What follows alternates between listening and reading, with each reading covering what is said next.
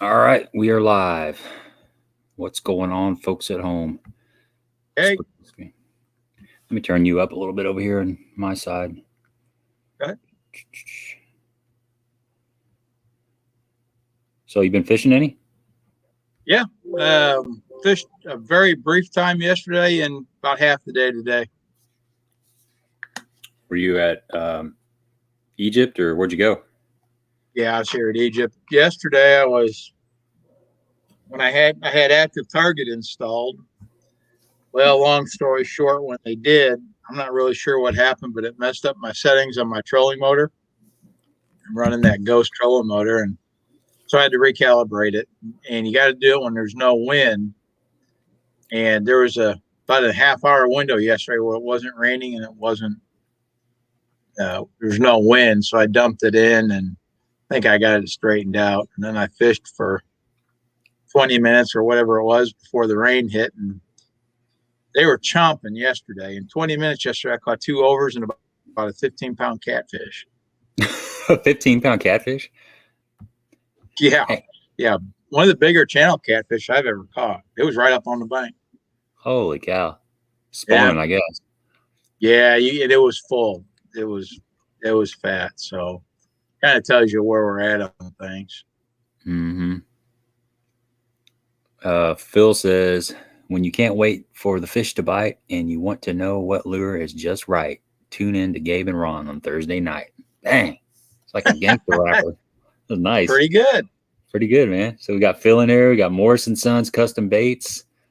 And got Tom in here. Got Colby Baker Fishing, Auto Tree. What's up, Doug? I just talked to Doug, and he gave me a little bit of a fishing report on Goldeneye over at Pyramid. So we'll talk about that in a minute. Jeremiah's in here. Let's see. Got Eric in here. Hank Snow. Cool, man. Starting to get some people rolling in here. This is awesome. We're gonna have several guests tonight. Matt from 3 Pound Fishing, he's guiding right now, so he's going to get on here whenever he gets off of the lake. And then Jack Uxa from Lake of the Ozarks is going to jump on here, and I imagine he's probably guiding too. And then we're going to have Greg from Backyard Bassin. Man, haven't seen Greg in a while. I've talked to him, but I haven't seen him. I haven't been up there at the Backyard Bassin Bar and Grill in quite some time. So he's out going through his boat. I think he's going to I think he's got a tournament in Kentucky. Like, I'm not sure he'll be able to tell us where he's going, but he's out there playing around his boat, getting stuff organized. So what do you saw 3 Pound Fishing out there today when I was out? Saw him bouncing around. Yeah, and it looked like I was going to go say hi, but looked like he was guiding, so I left him alone.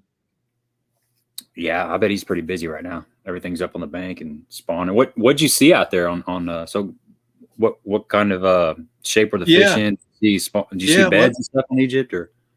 Yeah. Let me give you the fishing report. Most of the beds that I'm seeing now on Egypt are empty. I saw 1 small fish on a bed today. The water's come up about 6 inches or so it wasn't the best day to see, but the beds I did see were empty, and there are balls of fry in a lot of places. I mean, really, really small fry. And I'm sure some of that's crappie, but I'm also sure some of that's bass. And caught all my fish today on a chatterbait. I did catch a couple on spinnerbait. Take that back. And I was just covering water, and all the fish I caught looked like males that were guarding. You know, they were kind of beat up, skinny, but they hit aggressively. So I think they were guarding fry.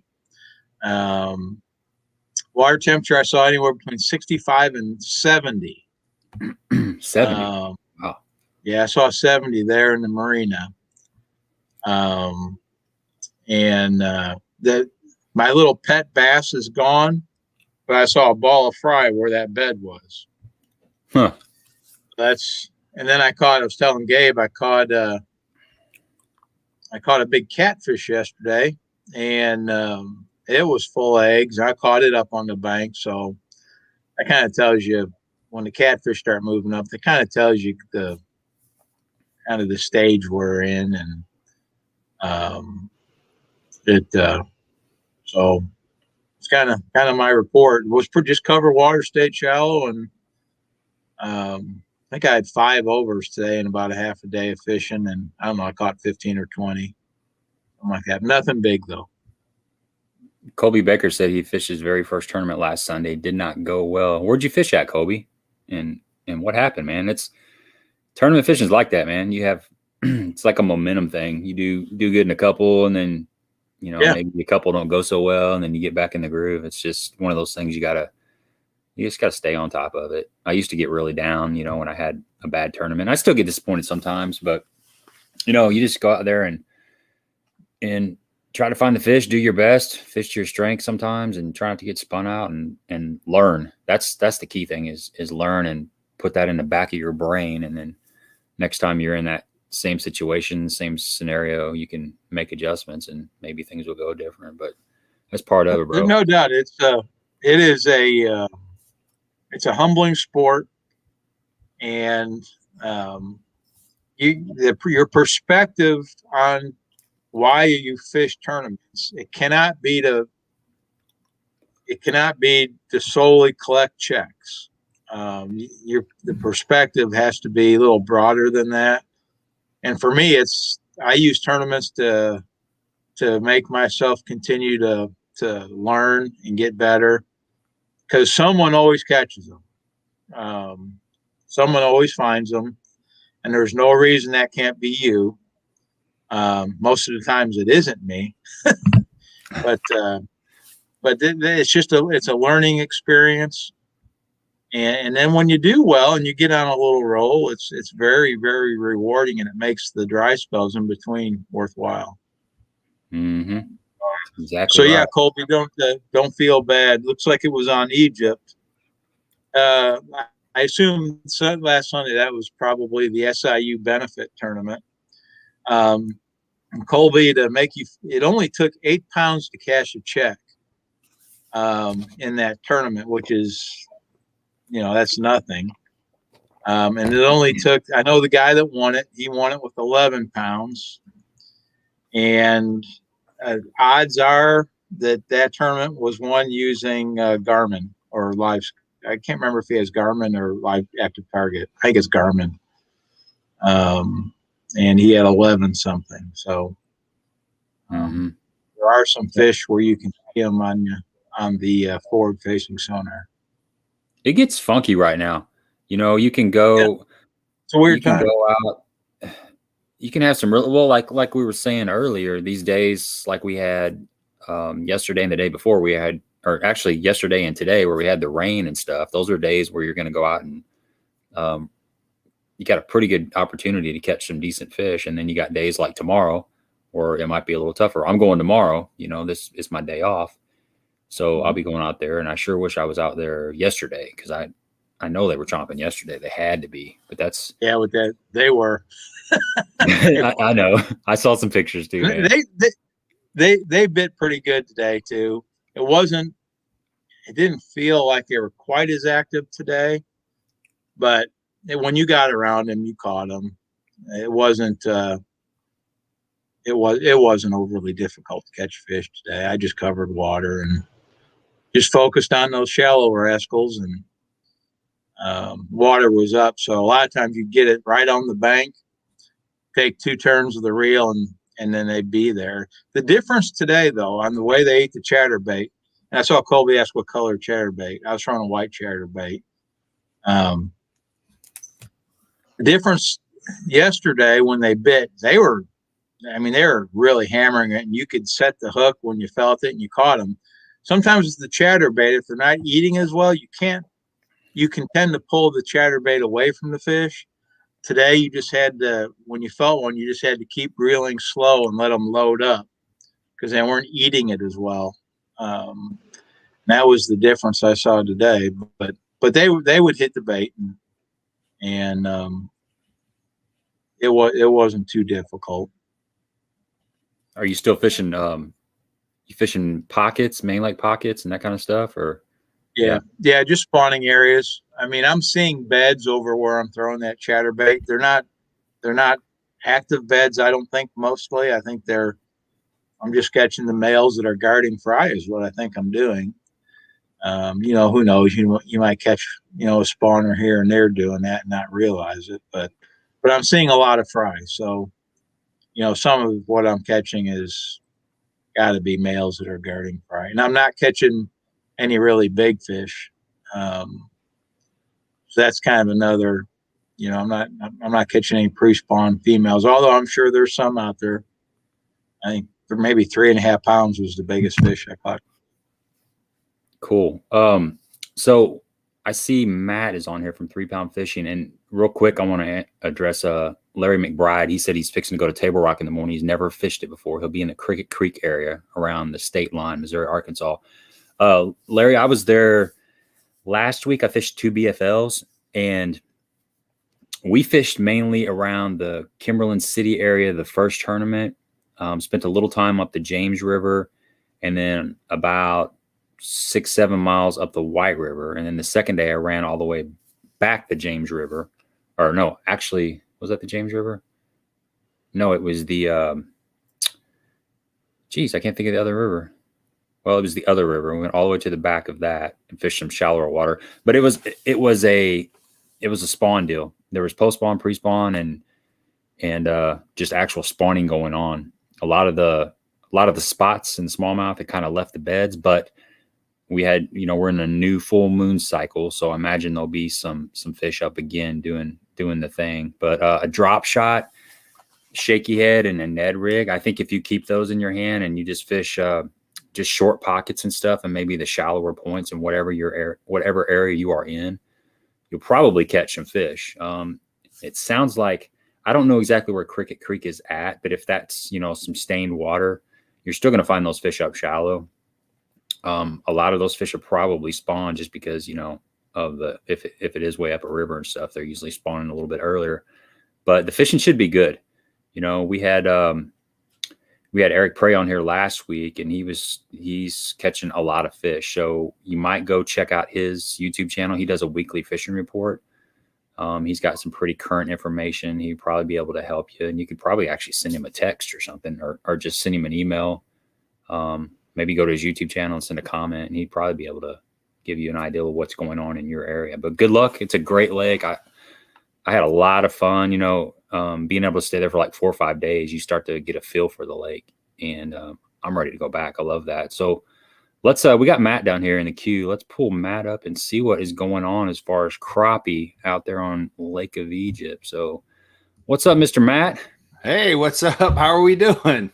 We're doing good, man. How are you doing, Ron? Good, buddy. I saw you out there today. Did you? Yeah, I was in the Silver Vexus. I was when you were across from Spanish House, I was down towards the railroad ties. I don't know if you saw me back in that little cut. I can't recall, but it depends. Did I have people in the boat, or was it just me? No, you had 2 gentlemen with you. Okay, gotcha. So we were running around crazy trying to find the crappie. It was not that easy this afternoon. So there you go. But is my image coming across as dark as it looks on my computer? It's a little dark, but I can still see you. Okay. Yeah, I can see you. All right. Yeah. So guys got some questions here for Matt. He's a crappie guide on Egypt, and he's a crappie nut. So anything crappie related, he's not big on bass, but crappie, he's dialed in on crappie. So if you got any questions about what's going on in Southern Illinois as far as the crappie are concerned, get your questions on here. So what was going on out in Egypt? You said you were scrambling around? Well, I'll tell you what, I got there early. I had a guide trip this afternoon, and I got there early. So I was going to go pre-fish some of the spots that I typically will bring the guides to. And based on their abilities, I kind of dictate that throughout the day. But I went to my normal spots, and man, I was having a great time. I got there around 12 to 1. It was on fire. And it was funny because then you pick up your guide trip and you realize, or you go back to those spots and those fish have disappeared. So I know if you, Ron, you were out there, you know that there was kind of a front that kind of moved through. Something moved through. We had rain. Yeah. And that shut it down for us. And I was like, I couldn't believe it. It was hot before, what you would expect, I guess, with barometric pressure and considering all that. But as soon as that moved through, it died on us. And it wasn't until, I think it wasn't until about 4:30 we actually got the bite back. We felt really good, and we actually finished the guide trip pretty healthy. But it was only a half day. It was fun. So, yeah. So I saw a lot of. I just got that. I just got my version of forward-facing sonar installed just in the last week. I've got the active target, and cool. I don't know how to use it yet. But I saw lots of small groups of, they were either crappie or bluegill, I'm not sure. But you'd see like 15 or 20 like off the side of a brush pile, or sometimes just out in the middle of a pocket, but they were moving, and then you wouldn't see anything for a while, and then just little pockets of them everywhere I went, basically, it seemed like. So how do you like active target? So that's intriguing, because I haven't talked to anybody that has active target yet. I mean, I've seen stuff on the, YouTube such, but how do you just got it? What are your thoughts? I just got it. So my impression so far, as a novice at it, admittedly, is it's pretty much plug and play once you get your transducer and everything set up right. I've been playing a little bit with like how far out to look, or the combination of how far out to look with your, and then on your bottom range, how far below the depth you're fishing, to kind of optimize what you're looking at and still be able to see. But it's my guess is it's pretty similar to Garmin. I'm guessing it's really not that much different. Was it hard to get? Was there a waiting period to get it for you? Yeah, I just got lucky. It was, out of stock everywhere. And, of course, they're just, Garmin was ahead of the game on all this. I took my boat down to get serviced before I head north for guiding season, and they just happened to have it in. And I was like, I want one. Yeah. So they installed it for me while they were servicing my boat, and so now it's just a matter of, got to put the time in and try and figure out how it's going to benefit my style of fishing. And I can see already, though, for the fall, really summer, fall, and winter, I think it's going to benefit me the most. As far as here at Egypt, when those fish start schooling, you can put it on the, you can turn the transducer sideways so you get that broad view up front of you. To watch those schoolers, that's going to be really beneficial. Or if we get to, fishing vertically for them, obviously that's going to make a big difference. So, it was wild. It was mesmerizing, because I'd point the transducer a certain direction, and I just cast that way. I wasn't trying to catch fish. I just wanted to see my lure come back to me. All right. And once a fish came up behind my lure, and I was like, oh my God. It just, it's a whole nother, it's just another mindset. And you can kind of get mesmerized by it and kind of forget what you're doing. So anyway, I've had it a week, and that's really about all I know. What's funny is that, when I first started doing YouTube videos on LiveScope, I always said maximize your screen. So if I was in 10 foot of water, I'd make sure the depth was set up at say 15, just so to really maximize all the square footage on my screen. And now I'm kind of different. I want to stay consistent with the depth no matter what I'm fishing. So I like having my monitor set at 30-foot depth no matter where I'm fishing. So if I'm in 10-foot water, I keep it at 30 foot. So it's funny, because you have this 12-foot screen, and you're really only working out of this window up here at top, because you've got it set at 30. And what that does is it keeps the size of the fish consistent. And so the biggest factor in deciding how big a fish is the depth. Range does have a factor, but not nearly as much as the depth does. So I'll go to a pile now and I never move it off that 30 foot, even though the pile is sitting there at 15, just because I'm so comfortable now knowing how big a fish is set at 30. Now, if I'm going to go do a tournament, say I'm going to Kentucky Lake here in a couple weeks, I know that I'm going to be fishing probably a lot shallower. So maybe I'll just get accustomed to being at 20 foot depth through that entire week and knowing what a big fish looks like.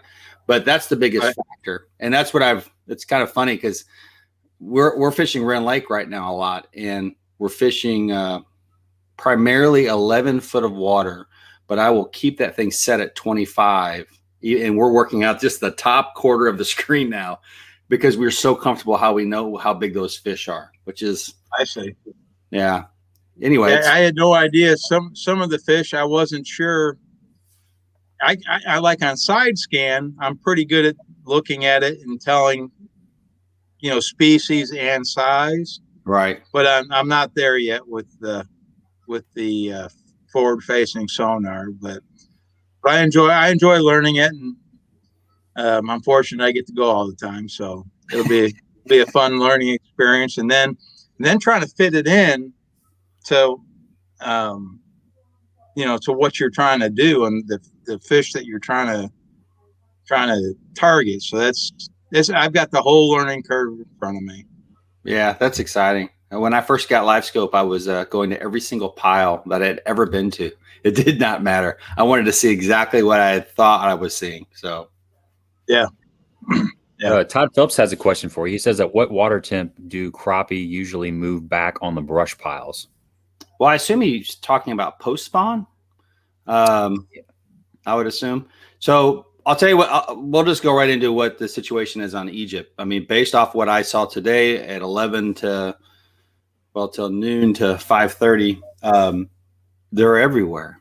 And, I fished brush piles today, folks. It was 65-degree water temperature, and I was on brush piles 100% of the time. I talked to 3 anglers on the lake today that were fishing, looked like exclusively shallow, and they weren't having much luck. Now, we had luck shallow later in the day at 4:30 to 5:30, which is when we actually got our bite. But I'll tell you, it's I don't know if all that water we got yesterday, I don't know how much water we did get, but I'm assuming we got a lot. And I don't know if that's what pushed them out deeper, but we started on brush piles. I had success before the guide trip. We had a slightly dry area there in the middle, and then hit it nice and hard at the end. But temperature wise, I guess as post spawn, I don't even think about a temperature that they're going to move back on brush piles. I'd say that once a fish has done its job, whatever it's doing, it's going to eventually start moving back out. I don't know if it's so much. I don't know if I believe it's so much a temperature thing, moving back on brush piles. So yeah, I would agree. It's bass too. It's just the phase that they're in, and they're going to do what they do whenever they get in that phase. And the one thing that struck me this year is, we had all that ice, crazy weather back in, was at the end of February. I don't remember exactly. Polar vortex. Yes. Yeah. And then I wasn't, then it warmed up, and then I was just chomping at the bit for the spawn. Yeah. Wasn't seeing it. Gabe would say, well, I talked to someone who saw us. I wasn't seeing it. And then all of a sudden I went fishing, and it looked like every fish in the lake was spawning. I mean, it was amazing how fast it happened. And when I saw that, what I also noticed is I thought of you and the crappie guys is I'd see a bunch of crappie spawning, and then right next to them, there'd be a bass spawning. A bunch of crappie spawning, then a bass spawning. They were all up on the bank at the same time. Yeah. And now I'm seeing fry everywhere. So, it happened quick. Really quick. I think it did. And I'll tell you the things that just to go off some of the baits, because I know some people are turning in here because they want to know what I'm using. This guy right here, the funky chicken here from Jinko, that's what I've been doing pretty well. I don't know if it's so much the color as I do think that the paddle tail of that guy right there. But I'll tell you another thing that I've been doing, Gabe. I don't know if let me see if I can show that to you guys. Okay. Oh yeah. Yeah. Crazy, right? What's that called? I think it's called the funky chicken. The funky chicken. Yeah, that's my color, man. I like the funky chicken. You're right. Yeah. Pretty wild, man. But check this out. This is the clown. This is a hair jig. This is all stuff that I've been making now. Oh, you've been making that? Yeah. Well, pull one of those out. Let me check them out. Putting them on my website. And so when I do a video, which is something you might want to consider, Gabe, is you know, you have success with something, you share with everybody. And this is called, believe this one's, this one's called the Darbone. So at Darbone, this was a successful jig. So it's called the Darbone. And I've been amazed by the difference of hair jigs versus plastics. So it's all about, you know, how this is absorbing water and a plastic will rebound water, won't ever take it. So that's that guy there. And so I've been fishing with a lot of hair jigs. So I have rods in my boat. Tonight was no exception. I had, I think, 6 rods, and half of them are with hair jigs and the other half are with other jigs. Right there. Nice. Yeah, they're fun. And I never thought in my wild streams I'd be fishing with hair jigs. I used to be 100% minnow fisherman. I would be throwing a float up against the weed edge at Egypt, and now I'm throwing hair jigs with no. I mean, that's a 1/32 ounce head, and then I'm throwing plastics. So it's fun. You're a maturing crappie fisherman. Is that what it is, or is that Live Scope that's telling me the story, Ron? So I'm wondering if it'll change your game, because I'm telling you, you see how they react to things, and you're like, oh, they don't want to minnow every time, you know, at least from my perspective. Yeah. All that's ahead of me. And what I can tell you for sure is several times in the last couple of years, guys have won these tournaments here using forward facing sonar. Yeah. That's been the difference. And, so it's, you know, that technology it's here to stay. And if you're serious about it, the tournaments, then, you know, you kind of, sooner or later you're left behind when you don't have it. Yeah. So, but, and that, on your hair jig or your light jig heads, are you putting a split shot above them if you're vertical fishing, or? So I noticed is it Colby Baker Fishing? I noticed your buckbrush comment there. If I'm deeper than, say, 10 feet, which at Wren Lake I have been, I will put a split shot on it.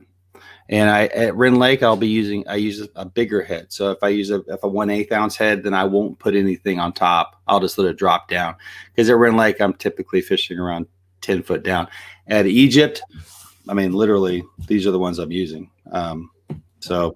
And these are 1/32 ounce heads. So if I'm fishing shallow, then I don't do anything. But if I'm today, you know, we fish brush piles a lot today. So I did supplement it with a split shot. So, yeah. But they were everywhere on Egypt. It's crazy. And I don't know if all that water we got yesterday, I mean, the water temperature was pretty nice. At 65, I was surprised by that, actually. But maybe that warm water that fell is what warmed it up, too. I mean, but. You know, something I really learned this year is how much, in my opinion, the photo period is a bigger influencer on the spawn than the actual water temp. And it was really obvious when I went down to Table Rock. I was at Table Rock last week, and the water temps were 60, and there were beds everywhere. And they had been, a lot of the beds were vacant. So those fish had already been up and back. And we're talking spotted bass and smallmouth, probably more smallmouth and a mix of spotted bass.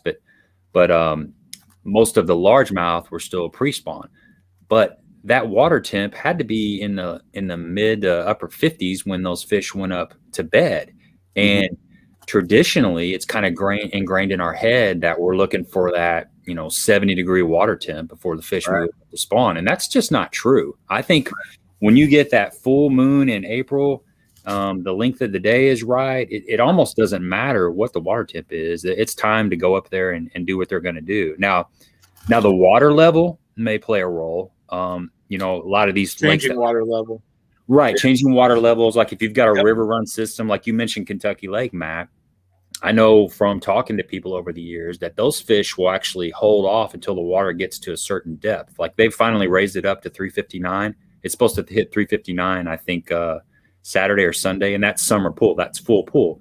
But if that water's still at 356 or something, those fish will hold off as long as they can. And sometimes they'll just regurgitate their eggs. They'll actually reabsorb them if it's not right, because they know that if it's not up high enough, or actually, I guess if it's too high and it's going to fall, they've got an ideal of a water level that they want it to be at, because just from experience. And I just think that's really interesting that that those fish know when it's time to spawn, and it's not necessarily water temperature or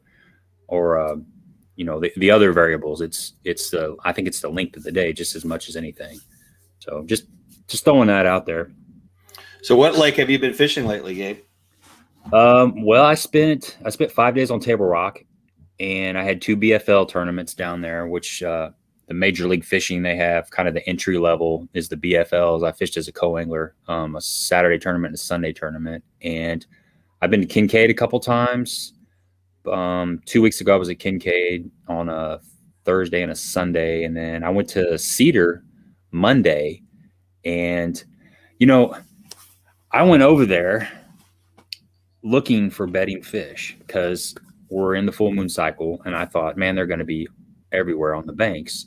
And I just didn't see a whole lot of them. I honestly did. And I spent about half the day running in the backs of different pockets and looking in areas that I know the fish spawn in, that I've seen them spawn in before. And I saw a few fish on beds. I saw some 3.5, 4 pounders on beds, but they were super spooky. I mean, you'd get close to them, and as soon as you pitch in, they just shoot off the bed.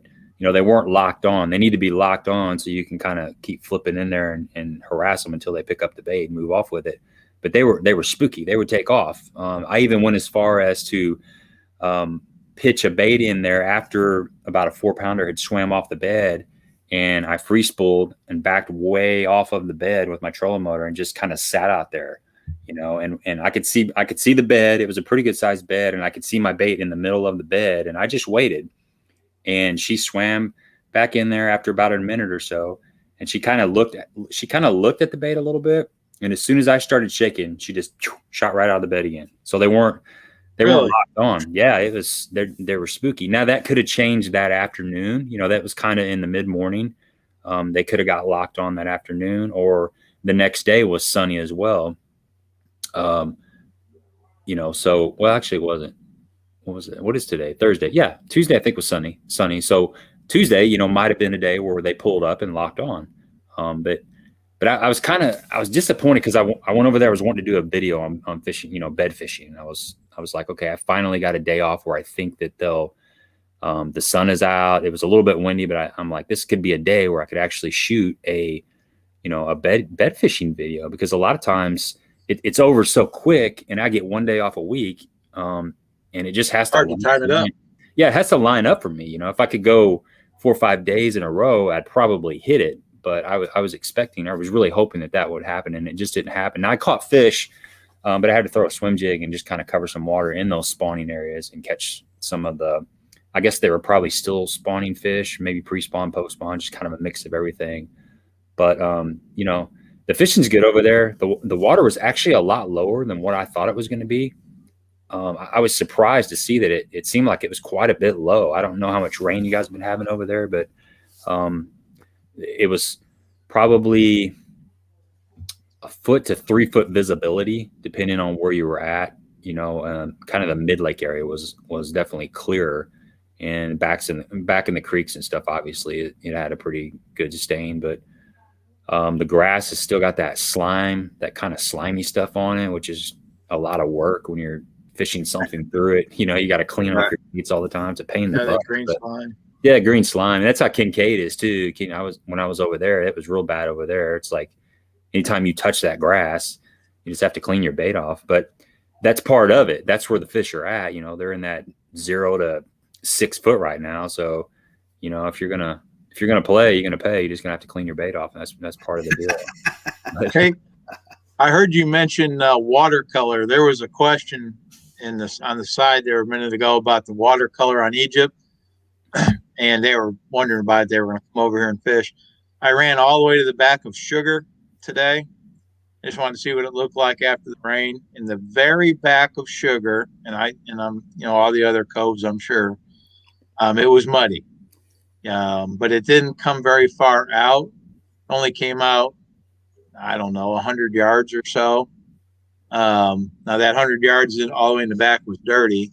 I caught some spinnerbait fish in there. They were small. The main lake didn't seem to change a whole lot. Although it did come up a little bit, probably up, I don't know what it's up, maybe 4 to 6 inches. Maybe it seemed like it came up. Cool. But don't be afraid to come over here fishing. Think the lake's too dirty, because it's fine. No, it's funny when I was talking about Table Rock, and I was amazed at how, and we talked a little bit about this, but I'll just touch on this and then we'll wrap this little session up. But how deep the fish spawn over there, obviously watercolor is a lot clearer over there, but I was seeing beds in like that 9 to 12 foot depth. And around here, I'm looking like 3 to 4 foot, 4 foot's probably a fairly deep bed, but they have no problem spawning out there in that 12-foot zone on Table Rock. It was really cool to see a completely different fishery and how the fish act completely different over there than they do around here. So it was a pretty eye-opening experience. Hey, I have a question for Matt. Did you see any shad today? Yes, we actually pitched to some. They were so big. Yeah, they looked like I was amazed. Yes, absolutely, we did. And I could tell because as soon as we pitched into it, they spooked down. I mean, as a group, and I was like, "Wow, that's shad. That's big shad." I wonder if we're getting close to the shad spawn over. Because that was mid lake near the Spanish Bay house, and yeah, for sure, they wouldn't touch anything, and I was like, "Oh my gosh, that's shad." I knew it was. So it wasn't I thought I saw some little pods too, but they weren't balled up like the threadfin. I think they were gizzard shad. But I just wonder how close we're getting to the shad spawn. Can't be too far. I saw some fish, Ron, Monday, some shad kind of on this grass line, and they weren't balling, but they were up kind of on the surface, and they were just acting kind of funny. Kind of acting like they were getting there. Yeah, and I threw a swim jig right in the middle of them and caught like a 3-pounder.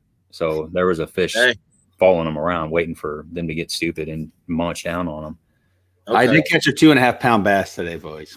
Nice. Yes. Well, was it on I think it was actually probably on this guy right here, and he was shallow. He was right underneath the weed edge. It was unbelievable. So I was hoping it was a crappie, but it wasn't a crappie. Yeah, that would have been nice. It would have been a really nice crappie. Yeah. You crappie guys catch some big bass. My neighbor, he'll catch 18.5-inch, 19-inch bass at Cedar pretty frequently. It's funny because sometimes I'll be out there on a guide trip and I'll go to a spot and I will see a ton of bass. I mean, I will see big bass around me, and then there's always a bass tournament right now this time of year, Saturday and Sunday, and I'm like, you guys don't know, but they're all right here right now. These bass are all around me, but I think it'll be really interesting to see what you say, how much you use your live target, because it active target. I would think it'd be a huge advantage as a bass angler, personally. Oh, it will be. Once I learn how to use it, it will be. And all the pros. There's a fellow by the name of Patrick Walters that has been setting the world on fire using. I don't know if he's got Garmin or Lowrance. Not that it matters. And he and some others have been lighting it up and catching fish in untraditional ways because it shows you, hey, there's fish there, and catching fish that other guys aren't fishing for, and offshore stuff in the springtime. And so I'm looking forward to it, and I won't argue with whatever the screen shows me once I learn what I'm doing with it. It'll be fun. I may get back in touch with you a few times, just as I have questions, and because I know I will. Yeah, well, you're going to enjoy it for sure. It's great technology. So No, you don't need to follow the Ozark rod boat. You can't hide, man. You're really looking at the wrong boat if you're looking for bass. Well, So, cool, hey, Matt. Go ahead. Go ahead. No, hey, I appreciate the invite. Thanks again, man. I appreciate it. And good luck, guys. Yeah, Thank you. You too. Appreciate your time, and good luck out there on the water. So, All right, bro. I'll see you around. All right, man. Take care, buddy. Take care, man. Bye. All right, good stuff, man. Good Yeah, stuff. very good. He's a good guy. You know, he's out there on the water probably as much as you are, Ron. So he's a good resource for finding out what's going on over there at that lake. You know, you got the bass thing dialed in, and he's got the crappie thing dialed in, and it's good that he jumped on there and shared some time. It's cool that he's tying some jigs too. That's really is neat. cool. There's something cool, about man. catching fish on your own stuff, you know, that you made, and it's I've tied some jigs, tied some flies, and even feathered treble hooks that you throw on the back of a spook or something. You catch a fish on it, and it's just, I don't know, it's more personal. You got more invested in it. It feels better. Mm-hmm. So we got Jack. Jack is in the queue down there. He's been in the queue for quite a while. I think he's doing his tackle and getting ready for a guide trip or something. I don't know. Guide trip tomorrow. I don't know. We'll find out what's going on at Lake of the Ozarks. We'll pull Jack in here and see what's going on. So what's up, Jack? Hey guys, what's going on, man? I've enjoyed your show. I've been listening for a few minutes, and you guys do a great job. I need to listen religiously. Do you guys do this every week, every Thursday at 7:30? Yeah, we're doing it every Thursday. Yes, sir. Yeah. Yes, sir. It's quality, guys. That's awesome. Thank you. I appreciate it. Appreciate it. Are you running forward facing sonar on your boat? Yeah. Okay. Yeah, absolutely, man. I saw what that stuff can do about 2.5 years ago, and I said, sign me up, man. That's incredible. I mean, I couldn't believe what I was seeing, and literally, I mean, within a few weeks, I had spent $5,000 on a unit, which that's a lot of money. Yeah. When I saw what it could do, I mean, it's going to change. It literally has changed how I fish.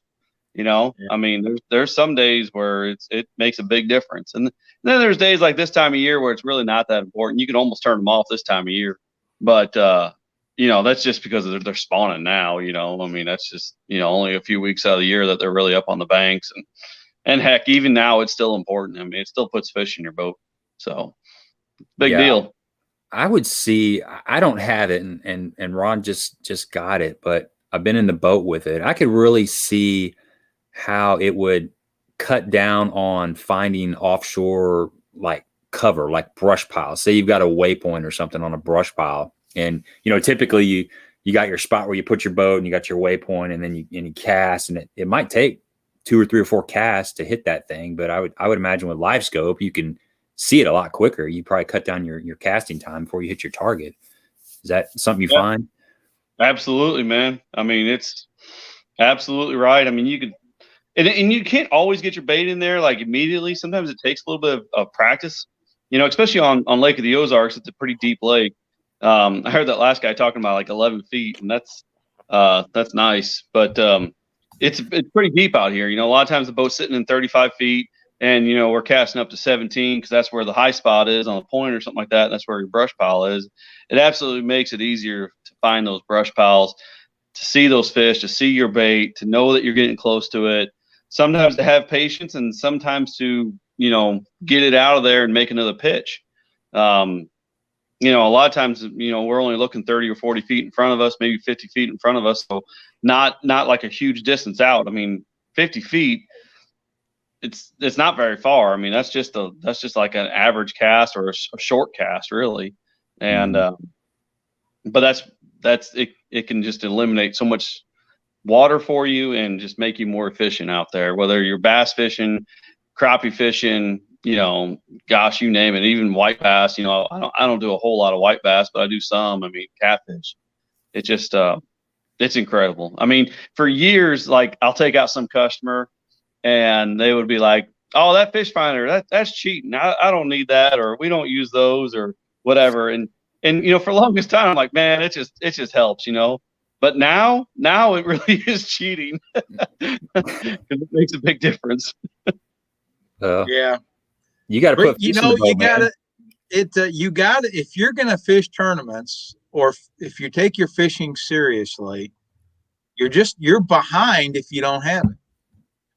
You know, and that was, you know, I kind of came to that conclusion a while ago, and so yeah, I bit the bullet, and knowing how some of the fish position themselves here, you know, different times of year, not so much right now, but different times of the year, it's just yeah, I know I'm going to be a lot more efficient. I think that's basically you know, at the end of the day, I've made a lot more good casts than not.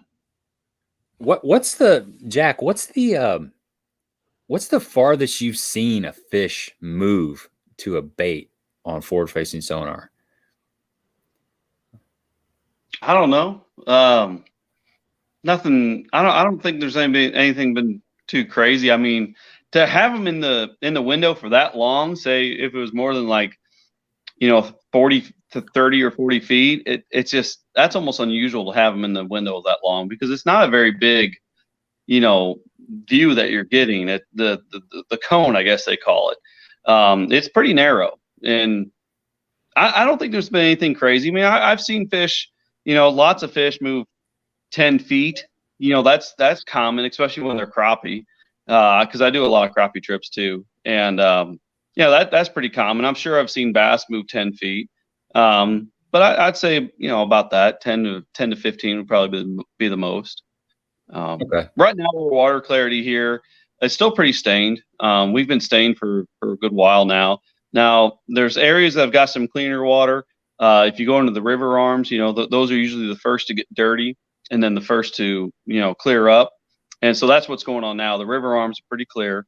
The glaze is pretty clear. Gravois is pretty clear. Niangua is pretty clear. And the Niangua probably got dirty last night. You know, I heard you guys talking about it a little bit ago, how Table Rock has gotten a lot of rain, and a lot of areas have gotten a lot of rain. We missed it. By and large, we didn't get hardly anything here in Osage Beach. The Nianguas, you know, that river that runs south quite a bit towards Lebanon, Missouri. Now they got some rain, so I imagine the Nianguas got pretty dirty. But man, here in Osage Beach, we barely got anything. I mean, literally, I had a customer cancel today because he thought the whole lake and everything was going to be dirty, and you know, we were going to be fishing in storms and all this kind of stuff. And you know, I mean, the forecasters, you know, the meteorologists, they just, you know, they care about ratings, and it's hard to do what they're doing and predicting the future and all. And they just, you know, we were lucky here that we missed all of it. I mean, it just all went south and north. Yeah, it's funny. That reminds me of a comment Ron made last week about how the weathermen are, a lot of times they're not very accurate about their prediction, and he threatened to send them, what'd you say, send them a window as a Christmas present or something? Yeah, I was going to buy the weatherman a window for his office. I tell you what, man. And you know, you know, us fishermen, I imagine most of your guys is that, you know, your customer listener is, you know, pretty hardcore average guy. You know, wind makes such a big difference to us, and anybody that works out in the water or works outside in the wintertime, man, you pay attention as much to that wind as you do anything. And you know, if that wind's blowing 5 miles an hour, you know, that's fine. But if it's blowing 15, 20, it makes a huge difference on what, you know, what your boat's doing. And anybody that's working out there, you got to pay attention to that. And I wish they would pay more attention to the wind on their forecast too, because, you know, but yeah. Just and you know, quick. Oh, go ahead, Ron. I'm sorry. Quick question. What app do you use for your wind forecast? I'm using a little app called windy.com, which is okay.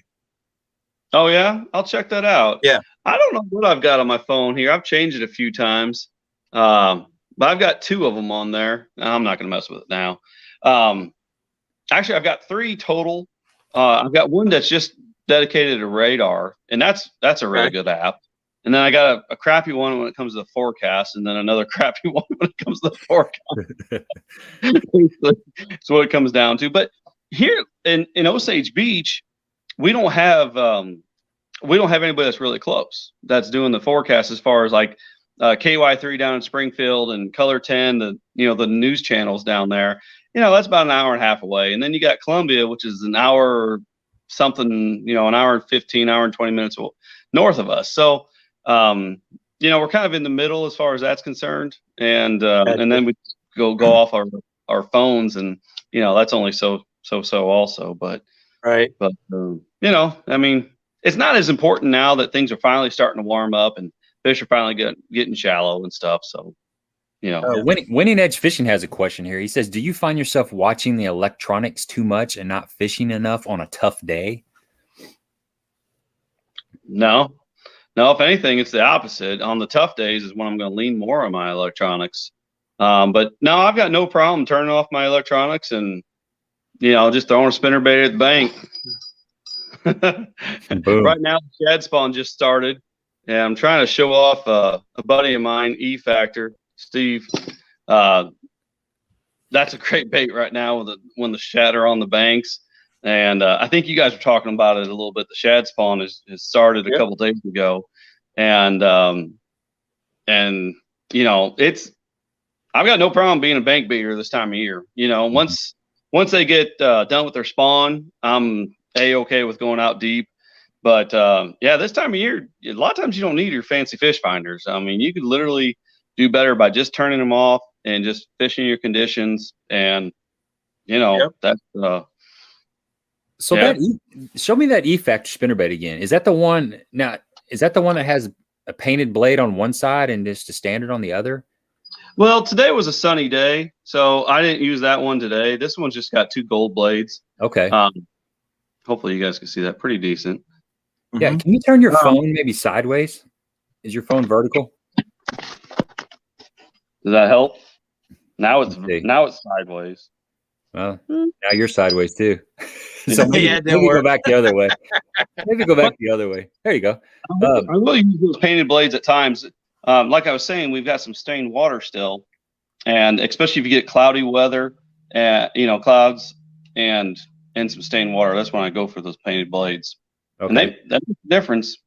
I was looking at those when we went to Table Rock last week. We stopped by Boatworks, and they got a little tackle shop set up down there. And I was looking at the E-Factor spinnerbaits, and I remember you talking about how the blade was painted on one side and just regular on the other. So I got to looking at them, and that's a pretty cool design. I have to say I don't have anything like that, but I'm definitely interested in picking up a couple of those, and I probably will. I was in a hurry that day, but that's a cool idea. That's a really cool idea. That's unique. Yeah, they have sold an absolute ton of these things the last few weeks here with all the stained water and just the constant tournaments we've got here. They've sold a ton of them. They're hard to get right now, but he'll be getting caught up again here pretty soon. And having the shelf stocked again here pretty soon. It's hard to keep up. I mean, there's so many tournaments here. Tonight we've got a tournament. Last night we got a tournament. Tonight we got 2 actually. And then this weekend there's going to be a bunch more tournaments. I mean, there's probably going to be another 14, 15 tournaments this weekend. So it's it's starting to lighten up. We're not seeing as big of tournaments. Those 150 boat tournaments aren't quite as common as what they used to be, which I think is great. I mean, these fish, they're ready to spawn. They've had kind of a hard time spawning so far. Usually by now we've already had at least 1 good wave or maybe 2 good waves of spawning fish. And right now we just got our first good wave of spawning fish coming up the last couple of days here. And water temperature's been right around 60. It's been pretty good, but they keep dropping the lake. It's about 2 feet lower than it was a month ago, and that's just that's really frustrating for me because literally I had a guide trip yesterday. We started off in the morning throwing those spinner baits, throwing some top waters right up on the bank.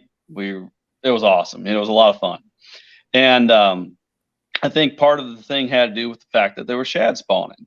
And then we kind of got into a time frame where it was like, man, we were still getting bit, but we'd miss a lot of the better ones. We'd catch the smaller ones.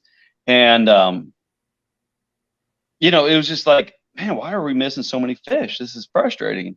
And what it was is they were dropping that lake, and it was I equated it almost like a tide going out to my customer. I'm like, they're still here. They're just not really committing to the baits because they're not comfortable anymore. And I didn't realize kind of what was going on. It took me a minute. And then we went out to some deeper docks, and we went out to some main lake points. We fished some bluffs. And guess what? We started putting quite a few more fish in the boat.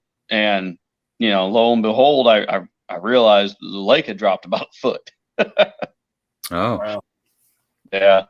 But it's going to be on the rise. I mean, May is just around the corner. Usually they let the lake rise up a little bit in May. Usually by the end of May, it's at like 660. And right now we're at like 655 something. So, we're quite a bit low right now. And that's, and part of it had to do with the fact that the guys at Ameren, they thought we were going to get all that rain too. I mean, everybody did. And, it just never materialized for this area. yeah.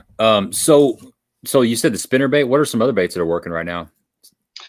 Well, a lot of soft plastics have been working too, which for me, that's awesome because a lot of my customers are comfortable with throwing plastics, throwing jerk baits and crankbaits. We do that kind of stuff, but that true power fishing, it's kind of great for the guy in the front of the boat, but it's not so good for the guys in the back of the boat because you're making a lot of casts Yeah.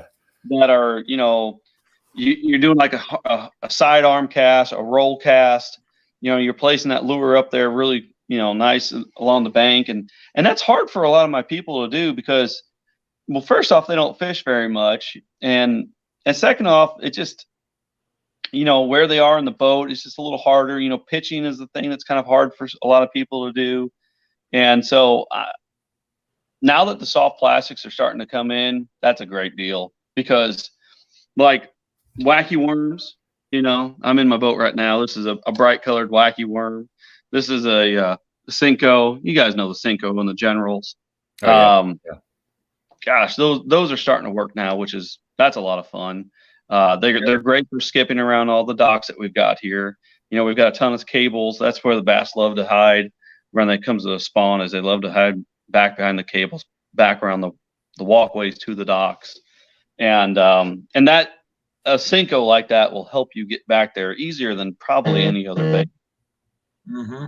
Yeah, you can put that on a spinning rod. And Yeah. You can skip it just fine. You can skip it like a pro. Yep. Oh. You're exactly right, man. And how many docks we've got on this lake. I mean, geez, I don't know, 100,000. I don't know, wouldn't surprise me. There's a lot of. Does anybody really know? I mean, I know they have to issue, don't they have to issue permits and stuff from Ameren, or is that? Yeah. Okay. So there's actually probably an official number somewhere. But gosh, I was always guessing like 60,000 docks. It's unbelievable. That's a ton. I mean, for you to pull into an average size cove and there to be 100 docks in there is nothing, nothing surprising. And there's a million coves, I mean, gosh, there's an endless supply of coves on this lake. So there's got to be a ton of docks and there's a ton of people. And thank God we got those docks because, us fishermen, we can only do so much damage to them when, especially this time of year, because they have places to go hide from us. Yeah. Even the best skipper in the world can only go so far back in a slip, Yeah. Even if you're Danny Brower, you can only do so much right now. That's right. John Hanley wants to know how the Gravois arm is doing at this time for crappie or bass. The Gravois is clear right now. It's doing excellent on both, really. I haven't been up there myself, but I've heard excellent reports out of there. I've been meaning to get up there. I live in Osage Beach, and there's too much water right here for me to drive up there right now for. But I fish up there a lot in the wintertime. That's a great area to fish in the wintertime and any of the cooler months. Last November, I was spending a lot of time up there, and I heard a report just this afternoon. I was up at the tackle store buying some more stuff at Fitz's too, and I heard the guy talk. He had 2 limits of crappie. It took him about 4 or 5 hours to catch them, and they were catching quite a few bass too. So that's great. I mean, it's I'm not really catching them on the pea gravel. It's more about chunk rock and steep banks right now with some brush. So there's still a lot of bass that are yet to spawn. The crappie are kind of the opposite. There's a few crappie yet to spawn, but a lot of them already have spawned. Okay. And then the bass are kind of, we're kind of in the middle to where you can do both. It's good for both right now, but pretty soon those crappie are going to wrap things up and they're going to move out deep to some of the deeper docks. And they're also going to start to suspend. And that's where that crankbait trolling deal is going to start up here real soon. And the majority of the bass are yet to spawn still. We got several good weeks of bass fishing still to come. That's exciting. Gary Maynard said he just Googled it and it says 25,000 docks. I know that's not right. There's way more than 25,000 docks. Yeah, I don't know. It's a lot. I mean, I tell you, that's one thing too. You got to find the pattern within the pattern. If you just say, hey, I'm going dock fishing, well, that doesn't really. Yeah, that doesn't. You got to figure out what kind of docks, if they're over a certain type of bank, if it's over pea gravel or chunk rock, or maybe if there's wind involved, or if it's docks on points, or if it's main lake docks, if it's isolated docks, if it's concrete docks, if it's docks with brush. I mean, there's just a million different details that go into that you got to figure out. Yeah, it's more about the contour lines underneath the docks. I would say, that's got just as much to do with it as anything else. Yeah. I really pay attention to those a lot in that early pre-spawn time frame. And then as they start moving out to, that later, like say May 20th, when they're starting to move out, that's when they follow those contour lines. And even now, I mean, like I said, they dropped the lake quite a bit yesterday. In the last 2 weeks in general, they've dropped this lake quite a bit, and they're not on the shallow stuff right now. They're on those areas that they're shallow, but they're still in those 45-degree angle banks. Do you think that has something to do with the water still being a little bit low? Yeah, absolutely. And it's dropping. So you're absolutely right. They need to get that stabilized for them fish. Yeah, it would have been nice. This past week, they would have had a heck of a spawn if the water level would have been, normal or at least close to normal. But I mean, it's just, they'll do it when they do it. We've got a healthy population here, and it's challenging. They're educated population, but they'll do it. They'll just take their time. Everybody thinks for some reason that it's you got to come here in March and April to really catch them. And for me and a lot of the locals around here, honestly, May and June are our two favorite months. Okay. Yeah, I fished an Anglers in Action tournament. It was a team tournament. It's been 2 years ago, and it was the first part of May, and we had a real solid finish, and it was a jig bite on the backs of those docks. Woo. And it was fun, man. We caught the crap out of them that day, but you were just talking about, May and June, and then I would imagine they start getting around those brush piles in June. And if you know what to look for, you can light them up again, especially if they're pulling some current. I think we were talking to Lawson Hibden a couple months ago, and he was talking about how the fish got hammered so hard last year because they were pulling current for such a long extended period of time. And, a lot of those main lake points were just, loaded up with fish. And, the weights for the tournaments were kind of starting to suffer, but obviously, the fish are still in there because it seems like these last couple tournaments, the fish have been, they've been coming to the scales. Saw that 9-something pounder that was caught last week or the week before, and there's been tons of 20-pound sack. So Lake of the Ozarks is healthy, and it's unbelievable the amount of like 3 to 4 pound fish that are in that lake. Yeah, there's a ton of 5-pounders in here at times. I mean, this past Big Bass Bash, I don't know how many 5-pounders were weighed in. Of course, that's one of those tournaments where it's not about catching a limit. It's just about catching, a big one. So everybody's swinging for the fences. But a lot of people caught a big one. I mean, I catch a 5-pounder, I call that a big one. And a lot of people caught those big ones during that Big Bass Bash. And we did have a little bit of a fish kill and a dip in population. And right now, if you go through a crappie jig anywhere from the 1 to the 12-mile marker, you'll catch a ton of little bass that are just little buck bass. They're like, say, 7 to 10 inches long. They're nothing really great to they're just little small bass or nothing special. But what it is you could clearly see that there was a amazing spawn that happened. Yeah. And while there was a little gap there, that Mother Nature is going to fill that gap pretty quickly, because it's very apparent to anybody that goes throwing a crappie jig that there's a lot of little bass out there, and they're all the same size, and you can tell they were all born at the same time. And I guess it was last year or maybe the year before, whatever it was.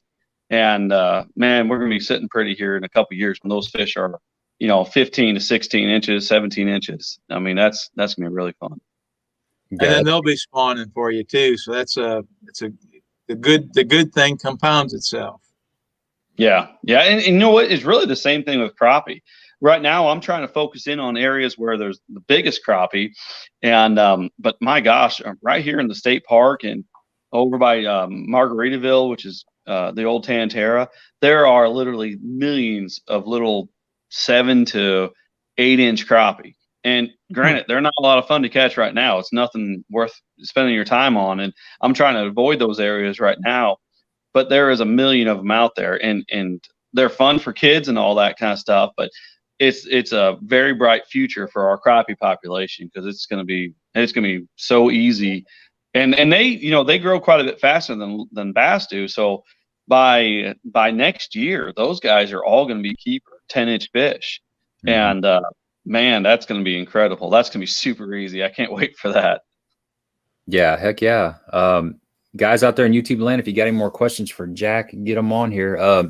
Billy wants to know, he said, Jack, a little more in depth about those 45-degree angle banks. Are you back in, spawning pockets? Is it some main lake stuff still? Or, what kind of areas are you looking for right now and in relation to the 45-degree angle banks?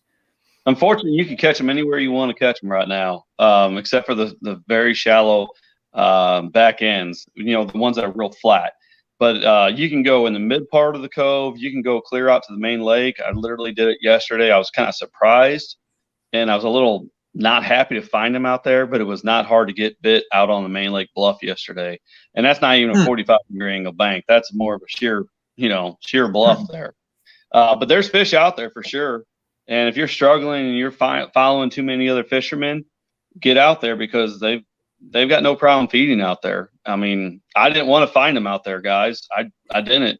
But they were doing their best to jump on my baits. I mean, but I mean, honestly, the book will tell you, I'd say halfway back in the coves.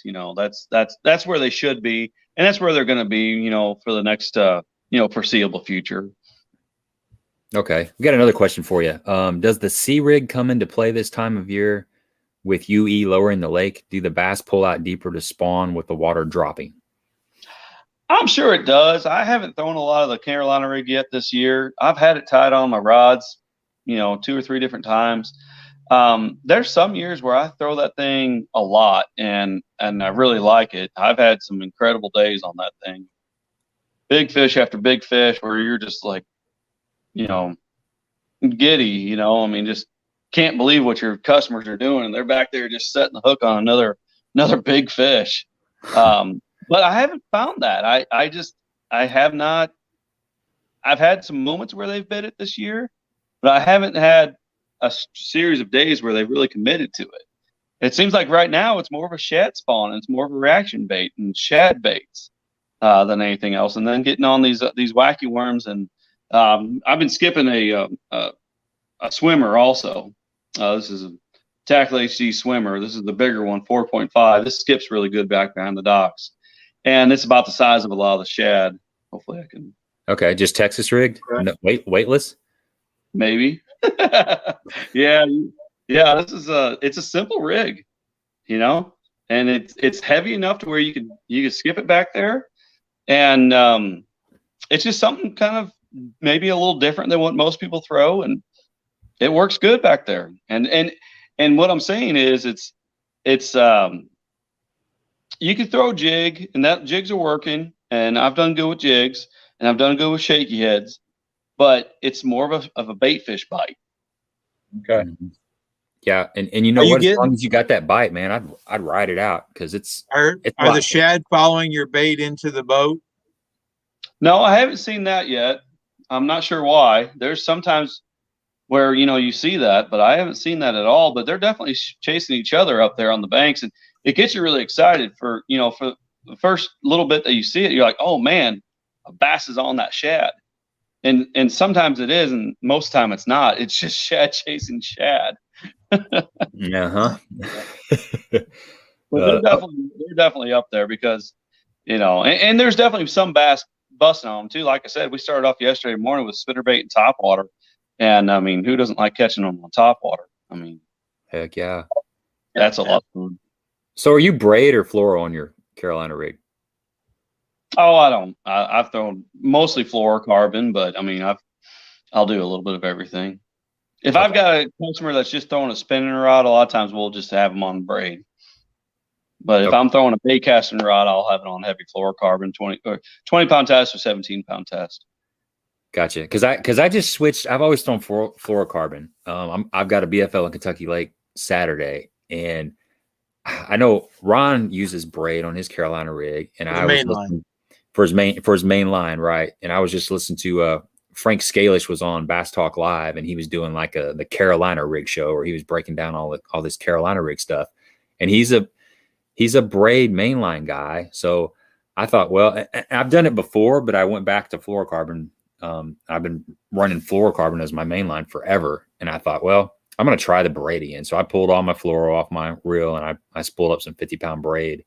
And I'm going to go out tomorrow and try to get used to it. Just basically for the sensitivity purpose. And then that no stretch on a really long cast, cause you got a 40-yard cast out there and you got a leader, and then you get bit and you're trying to move all that line with something that has some stretch. It's a little bit difficult, but with braid, it just however far you move your rod is pretty much how far that hook is going to move. So I was just curious if you what your thoughts were on the main line on the Carolina. Yeah, it makes a lot of sense. It really does. And one of the big problems with Carolina rig is you deep hook. You get them back there in that gullet so much of the time.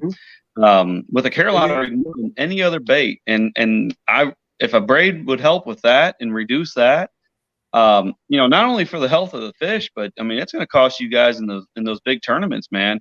I mean, if you weigh in, a dead fish penalty, if you have a dead fish penalty, that could easily knock you out. You know how tight these tournaments are at that right. level. Mm-hmm. I mean, whatever the penalty is can make a big difference in what you take home for the day. I mean, and just the health of the fish. I mean, swallowing a hook is not.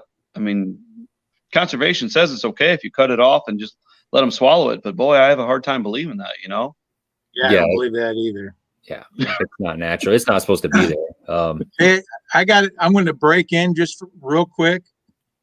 My girlfriend just walked out in the garage, and I don't know if there are any football fans out there, but the Bears just traded up and selected a quarterback. Hallelujah. Well, good for them. I wish them the best. Yeah. Good deal. Well, we'll let you go, Jack. Appreciate you jumping on here. Yeah, appreciate you, buddy. It was good hanging out with you. You got a trip in the morning? Yeah. Yep. I got one full day trip tomorrow. Then I've got 2 half days on Saturday, and then 4-hour on Sunday. And I've got a pile of them coming up. So I had kind of a light week this week, and I had today off because of that weather, which was crazy. It was beautiful out there today. It was driving me nuts. Yeah. But next week's going to be ugly. So I got a ton of people coming next week. So good deal. So if anybody wants to get a hold of you to book a trip, what's the best way to get a hold of you? Yeah, like I said, right now it's kind of busy. June's pretty busy too, but July has got a lot of openings still. It's a great time to go out and catch them, especially if you want to learn some like offshore electronic stuff. I've had, live scope for a couple of years now. It's awesome. And it's just a good time to fish Lake of the Ozarks. It's hard to fish, late in the day. A lot of times you got to start early and be off the water by noon. But it's a fun time to fish. I mean, the brush, the points, offshore, all that kind of stuff. And anyways, to answer your question, my website's fishinglake.ozarks.com. It's www.fishing, lakeoftheozarks.com. Sweet. Excellent. Good deal. Excellent. All right, man. We'll let you go, man. Good luck for the rest of the. Well, hopefully we'll have you back in a couple of weeks or something. If you're up for it, I'll shoot you a text and see how things are going. But if I don't talk to you in a while, good luck, man, out there on the water. Good luck on Kentucky Lake, man. Go smash them. Yeah, I hope so, man. I hope so. I got my game plan. I'm gonna go out. Like I said, I'm gonna go out and get used to that Carolina rig on braid, and I plan on throwing that a lot. I just think that, there's going to be some post spawn, some pre spawn, and some spawn, and I think that Carolina rig's gonna get it done. But if I can throw the spinner bait, I'll definitely throw a spinner bait. You said you're fishing out of the back of the boat? Yeah. I mean, that's one of the classic back of the boat, lure techniques there is. Yeah. I mean, that's probably one as many tournaments out of the back of the boat as any bait out there. So, man, I hope I'll be pulling for you. Okay, man. I appreciate it, Jack. We'll let you go, dude. All right, guys. Take care, buddy. All right. See ya. Take care. All right. Good stuff, man. Good. I was glad you mentioned that. He's a good guy, by the way. He's a good guy. And I'm glad you mentioned that Frank Scalish thing. They did that was a two-parter they did last Thursday and this Thursday. Yeah, the Carolina. And a deep dive. If anyone's interested in the Carolina rig, either refresher or they're just something they're not familiar with, Frank Scalish, the last two Thursdays on Bass Talk Live, it's about as in-depth on a Carolina rig as I've ever heard. And he gives a great rigging, a little piece of good information on rigging as far as, did you see where he doubles up his braid for the leader, where the weight's going back and forth? Yeah. So it doesn't fray his line. And I mean, it's 400 level Carolina rigging stuff. It's good stuff. It is. It's people make fun of the Carolina rig, and gosh, it's kind of like spinning rods. People make fun of spinning rods, but I tell you what, sometimes it's just what you want, what you need to throw. It's a tool. It's a tool. Just a tool in the toolbox. That's all it is. Yeah, and another good tip that he was talking about is the size of the beads. Having the a hole bead being big enough. Yes, so it doesn't hit your knot. Now, something I do is I put a bobber stop in between my knot and my beads just to kind of protect the front of the knot. Okay. So that's another way of eliminating that abuse on your knot from your beads. But yeah, like you said, man, it's a Bass Talk Live Day 4 with Frank Scalish, the Carolina rig show, part 1 and part 2, and it's solid. It's excellent. Yeah, it's really, really good stuff. Really, really good stuff. Those have all been really good. He's talked about he did a spinner bait one. He's did a blade bait. The blade bait one was really, really good too, because that's something I fished it, but I sure don't know all the nooks and crannies and the ins and outs of it. I learned a lot from listening to that. So let me catch up on some of these questions. And we got Greg from Backyard Bassin. You guys remember Greg, right? He's in the queue. We'll pull him up here in just a little bit. Let me see if we missed anything. DJ says he uses braid mainline and mono leader. That's just me. That's what I got set up right now. So do I. Yep. And Scalish uses the same thing. Does the same. Yeah, and you know what? I heard you when we did that video a while back. You were talking about that, and it kind of got in my head a little bit. And then Frank Scalish was talking about it again, and I'm like, heck, I'm gonna try it again. I used to do it that way, but I got away from it. And part of it is because the Carolina rig rod that I have, I just got a 7'6" medium heavy Veritas, and with braid, I don't use as many applications with braid. So I try to have as many setups with fluoro as possible because I can use it for different things. Once you put braid on something, it's kind of technique specific. So, but I've kind of, this rod's just kind of set up for Carolina rig. So I thought, well, that's pretty much all I'm using it for anyway. So why not make that adjustment and see how I like it? Let me see here. Phil's talking about split shot rig. He says he had some good catches on a split shot rig, but have a lot of trouble with the fish swallowing the bait. Yeah, man, that is definitely a problem with that Carolina rig. Frank was talking about a way to remove that hook too that I thought was pretty interesting, like going in through the gill plates. Yeah, you turn the hook. Yeah, we have to do that on the smallmouth sometimes, especially with the tube. Smallmouth will swallow a tube where they don't the Ned rig as much. Don't ask me why, but it happens. Right. And you can go up underneath the gill and turn that hook the opposite way, and it comes out most of the time. Yeah, Tom, I'm sorry I didn't ask Jack about that. It's probably on his website. Yeah, it's probably on his website or whatever. Glenn said he's going to fish Egypt tomorrow. How's the fishing? Yeah, Ron was talking about that. If you didn't catch that, you can go back and listen to the playback. It's definitely worth going over there. You'll catch them. Cover water. DJ says that the sea rig at Lake of the Ozarks made me a believer. A friend and I were fishing at Main Lake Point. I got a 6.5, and my buddy got a 6 1/4. The next cast, 10-inch power worms. Yeah, man, it's the deal at times. Yeah, Kyle Frank has an insane amount of knowledge. Definitely. I really enjoy listening to Frank. He's got a lot of experiences. You know, he's talking about glacial deposits on the big lake. Some of his boat ride stories, like just fishing big water. Man, he's been through some stuff, man. He has been through some stuff. I can't remember. He was talking about that one. There was one trip where he was fishing basically an outlet of a river outlet in a kind of like I think it was a power plant lake, but the outflow, and it was in the middle of winter, and he fell out of the boat, and pretty much could have died like 20 times. Oh yeah, he was talking to he was referring it to a buddy of his that he had ran into way later or something. Yeah, he drug him out of the lake. Hellabass, I don't have an extra reel. I need to buy some more reels. I was just thinking about that. I need to. Good luck buying one right now. Everything's out of stock. That's what I heard. I haven't even looked. I mean, but I've heard a couple people. I'd see somebody they got the new whatever, the new DC, and then somebody's like, "Where'd you get that? How'd you get that? Can you get me one?" That's the challenge. So I ordered some. You know how I'm always on you about a 4,000 size spinning reel. Because of the better drag system. Well, I needed to. Some of my spinning reels from fishing up north they've seen a lot of wear and tear, and I wanted to replace some. Well, I couldn't. They were out of stock, so I ended up actually bought a few 3,000 series. Not that I wanted to, but that's all I could find of what I like to use. And I don't know. I hope they get that all straightened out. That's getting old.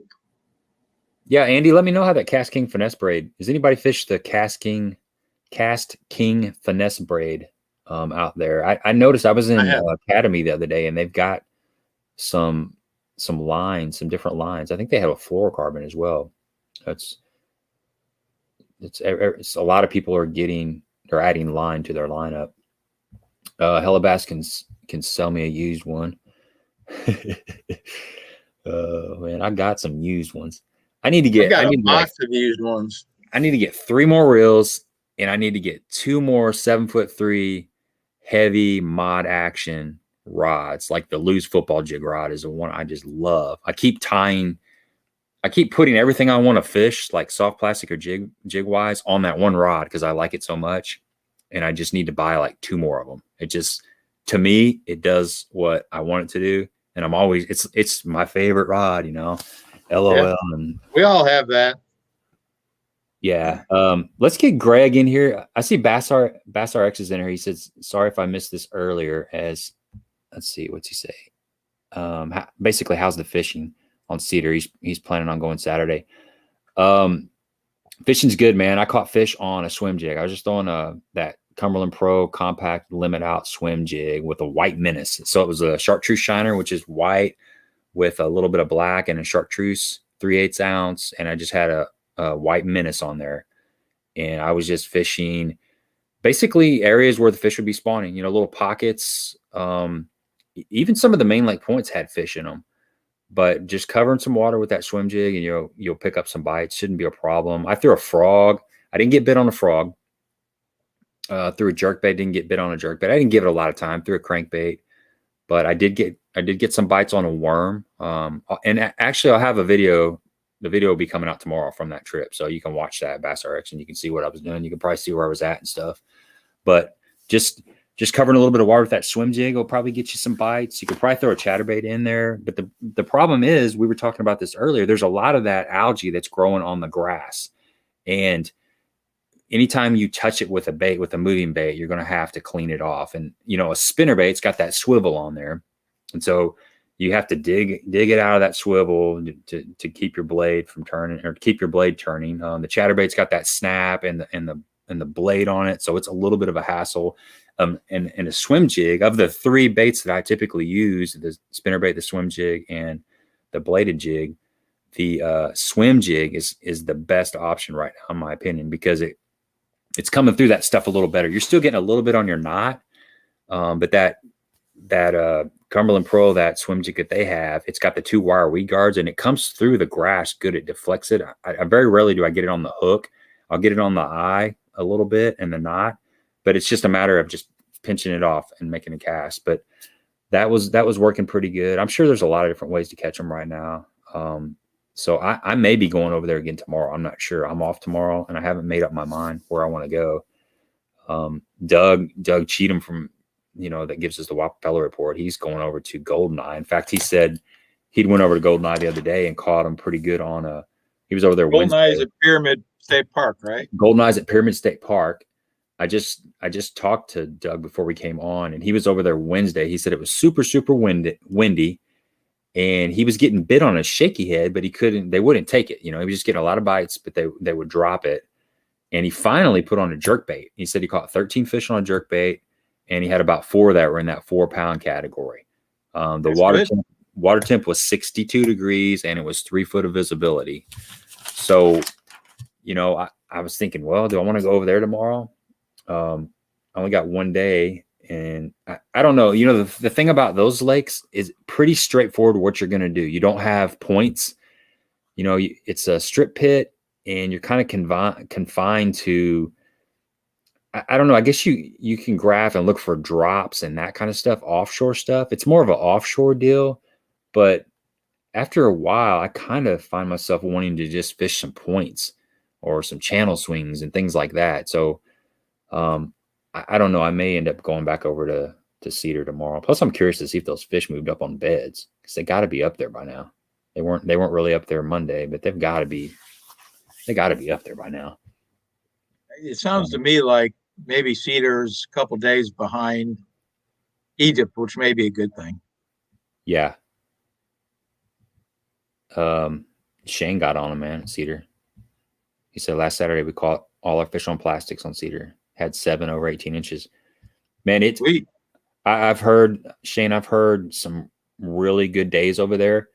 And the day I went, it wasn't bad by any means. I caught probably maybe a couple right at 18 inches, maybe a little bit over, 18 and a quarter or something like that. But I caught some good quality slot fish, and I caught plenty of fish. But I've heard some stories like what you're saying, where guys have been going over there catching, 5, 7 overs. And I have to believe that a day like today or a day like yesterday would have been, one of those days where you had a good chance you can get out on some of those points and throw like a swim bait or something like that. Let's get Greg in here, man. I keep seeing him. You awake back there, Greg? Give me a head nod. Okay. All right, we'll pull you in here, man. So what's up, brother? Guys? It's good to see you. Oh, man. Oh, just happy to sit down and enjoy a little show for once. Yeah, no kidding, man. It's been too long, man. How you been? Busy, extremely busy. Work busy. Work is just crazy busy. We can't even keep up. I mean, it's ridiculous, but it's the way it goes sometimes. So it's just because of the warm weather and people are starting to do outside projects and stuff. In that the stimulus checks are pushing. It just there's a lot of people. And I don't want to say on the lower end of people, I'm going to say the higher end people are just really spending some money. And I mean, we've got a lot of big projects going on, and just your average homeowners, around home place and everything else. I mean, everybody is doing something, and it's nuts. Like I said, we just can't keep up. But other than that, like I said, fishing's kicked off, so I've been pretty busy with that. Just got back from Kentucky Lake, which I heard you're going down there this weekend. Yeah, I'm doing a little suicide run, man. I'm fishing the BFL Saturday, and I'm just gonna leave the house at like 3:30 in the morning and drive 2 hours and 15 minutes. We're taking off out of Moores. So I'll find out who my partner is tomorrow night. I'll touch base with him, and I'll tell him that I'll be there about 6 in the morning, jump in the boat and go fishing for 8 hours, and then I'll drive back home. But so what was going on down there? I will tell you this. I have never, in the 15 years or so I've been tournament fishing, and we've been down there, I have never seen so many smallmouth caught. And really? I was fishing just north of Aurora. So it was unbelievable. I mean, we caught, I would say probably 60% of our fish were all smallmouth. A lot of keepers. I mean, a lot of them right at that 3 pound, little over 3 pound mark. It was, like I said, I've never seen it like that. But, they're up there. There's a bunch of them that were spawning, stuff like that. But, I mean, we caught a lot of them, on the back sides of the docks. But we went down there. It's kind of crazy because we went down Friday and we pre-fished. And we got on just a small finesse jig bite and maybe just a little Texas rig, something like that. And we weren't setting hooks. We were just letting them pick it up and kind of run off with it. That jig bite, they would not put that thing down. I mean, we were sitting there just trying to shake them off and trying to get out of their mouth. And they would not, we'd have to reel them all the way back to the boat. And as soon as we pick them up, they just let it go then. But they would not let that thing go. Come Saturday morning, that rain moved in. It was gone. I mean, it wasn't a terrible bite, but it was definitely a lot tougher. But we stayed in those same areas like that. We knew the fish were there. We just kept hammering down on them, and got lucky enough. We ended up taking second place in the tournament for the weekend, so it wasn't too bad. Nice, good work. But, so what the water look like as far as the level, the clarity, the temperature? So the water's not it's not low by any means, but it's not up to its normal summer pool. But where we went, we fished in Jonathan. The water was a little dingier up there. Now I'm sure you're familiar with how far Jonathan is from 68 Bridge there. It's only a mile or two. By the time we got to the bridge, it's crystal clear. I mean, I'm talking probably 6, 7, 8 foot visibility. Holy cow. Really? If not more, yeah. Now, once you get to Jonathan, you're talking maybe 2 foot visibility at the most. Were the fish in the bushes, or is there not enough water in the lake? Where we were at, it wasn't up high enough. Okay. It wasn't up quite in the bushes there. Now, I'm sure if you probably went up or farther south, you probably could have gotten some of them down there, some of them bigger spawning flats back there with the shallow bushes. But we didn't even run down there. We talked to a couple other guys that were trying to fish it. They were throwing a lot of spinner baits, stuff like that, trying to get into the bushes, and they said they just weren't finding anything in there yet. So, but yeah, it was a good weekend. Like I said, we caught a lot of fish. Like I said, I've never seen so many smallmouth caught down there. And I would say probably at the weigh-in, I'd say at least probably 40-50% of the fish weighed in were smallmouth. And they were some dandies. And I just never seen them that far north like that. So yeah, it's amazing how the smallmouth have expanded on that lake. There's several of those bass clubs down there that I've been kind of watching the last couple months, and I think we've talked about it before, but there was 3 to 4 of the 5 fish in the sacks in a 20-pound sack or smallmouth. So they're really doing good on Kentucky Lake, which is perfectly fine with me because we don't have a lot of smallmouth opportunities around here. It's nice to see a lake that's putting out some big, 3-4 pound smallies.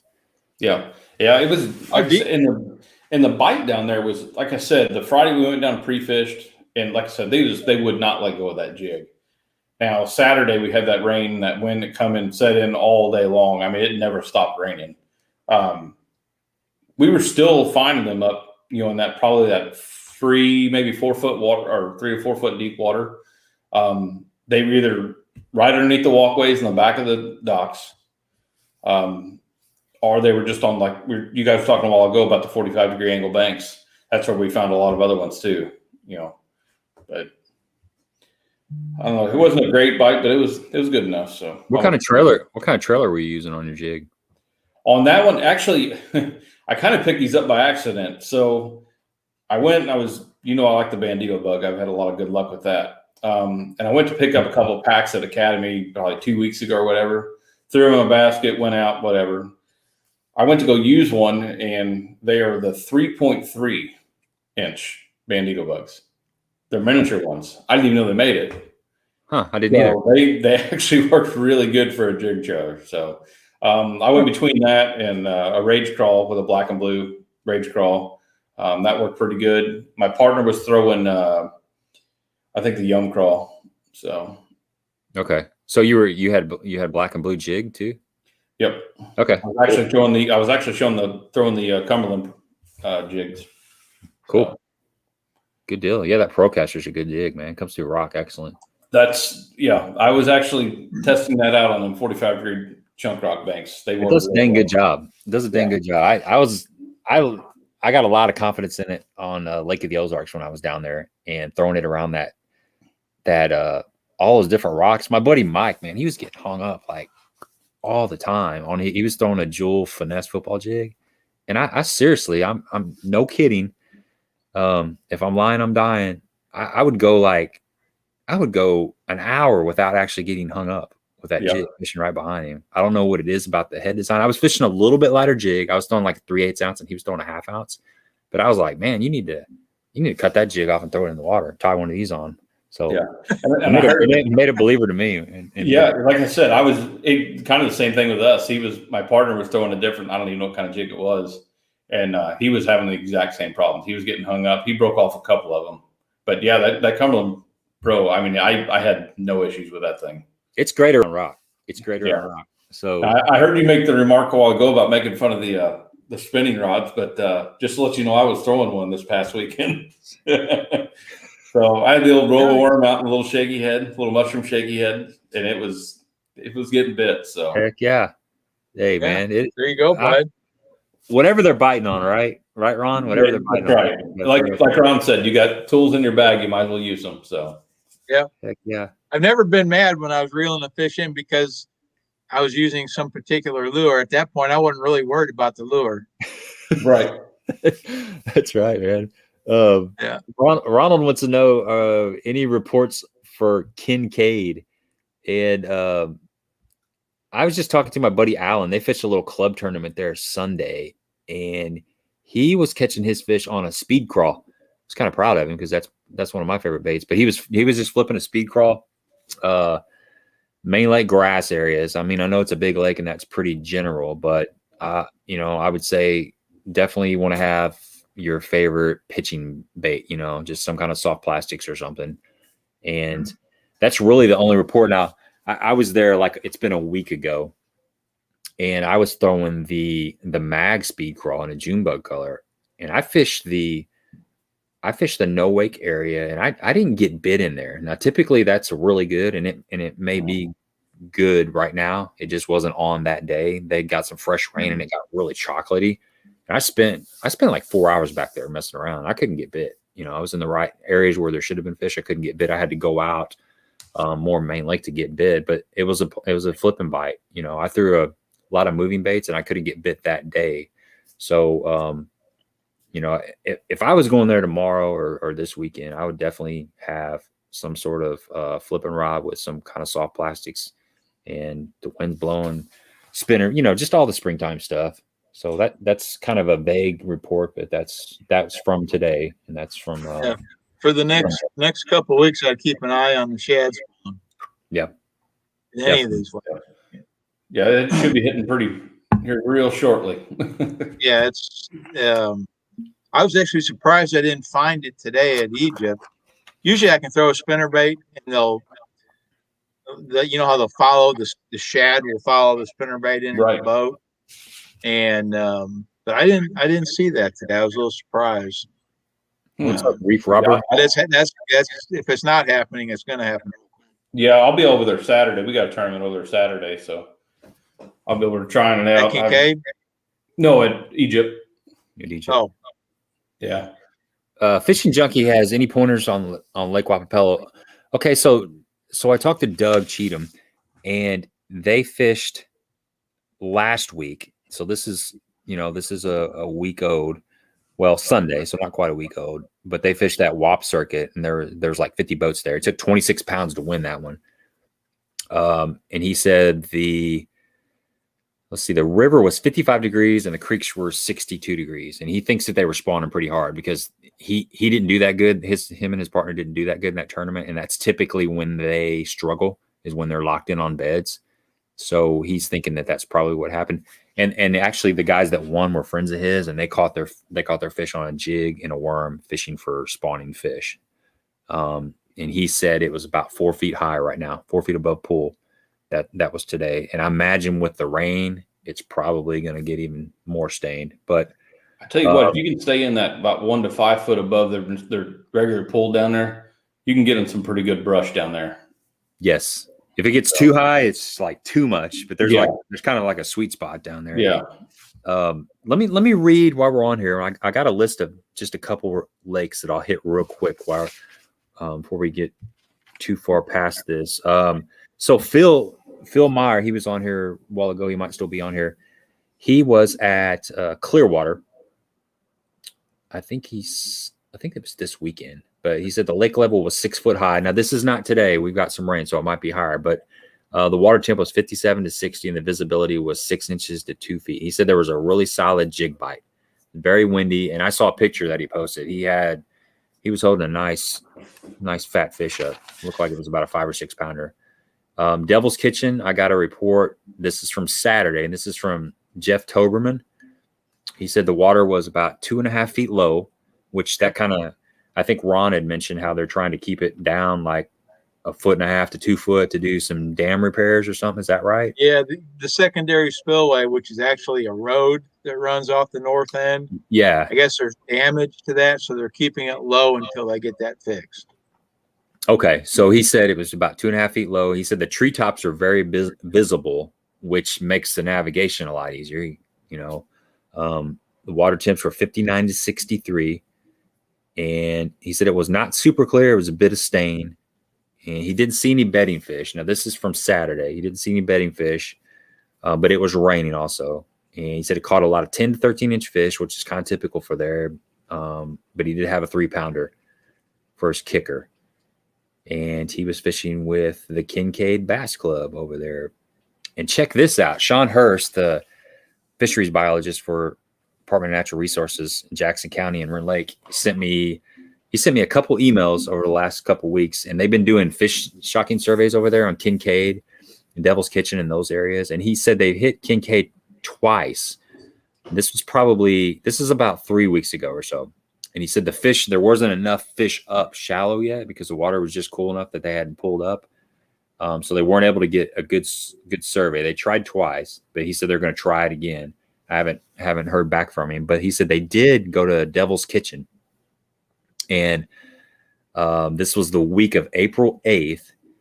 He said they shocked up a 9.4 pound bass and a 7.75 pounder.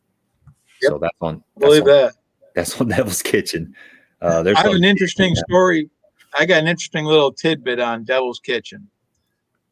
For 3 years, I've mentioned this before, me and a couple buddies did a joint fishing journal. And we did it on a Google Doc where everyone could sign in from home and put a fishing journal entry into the same shared document. Well, at the end of 3 years, we did it for each lake, wherever we went. We fished Devil's Kitchen the least every year, and every year we caught our biggest fish out of Devil's Kitchen.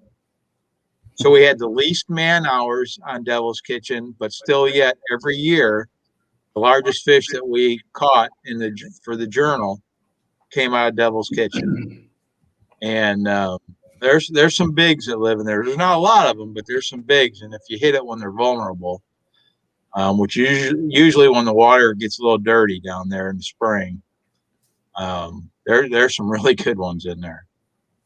Yeah, I think the biggest The biggest fish I've ever caught in a tournament was a 710, and it was out of Devil's Kitchen in a club tournament on a spinning rod, Greg, 8-pound test. Be proud of me.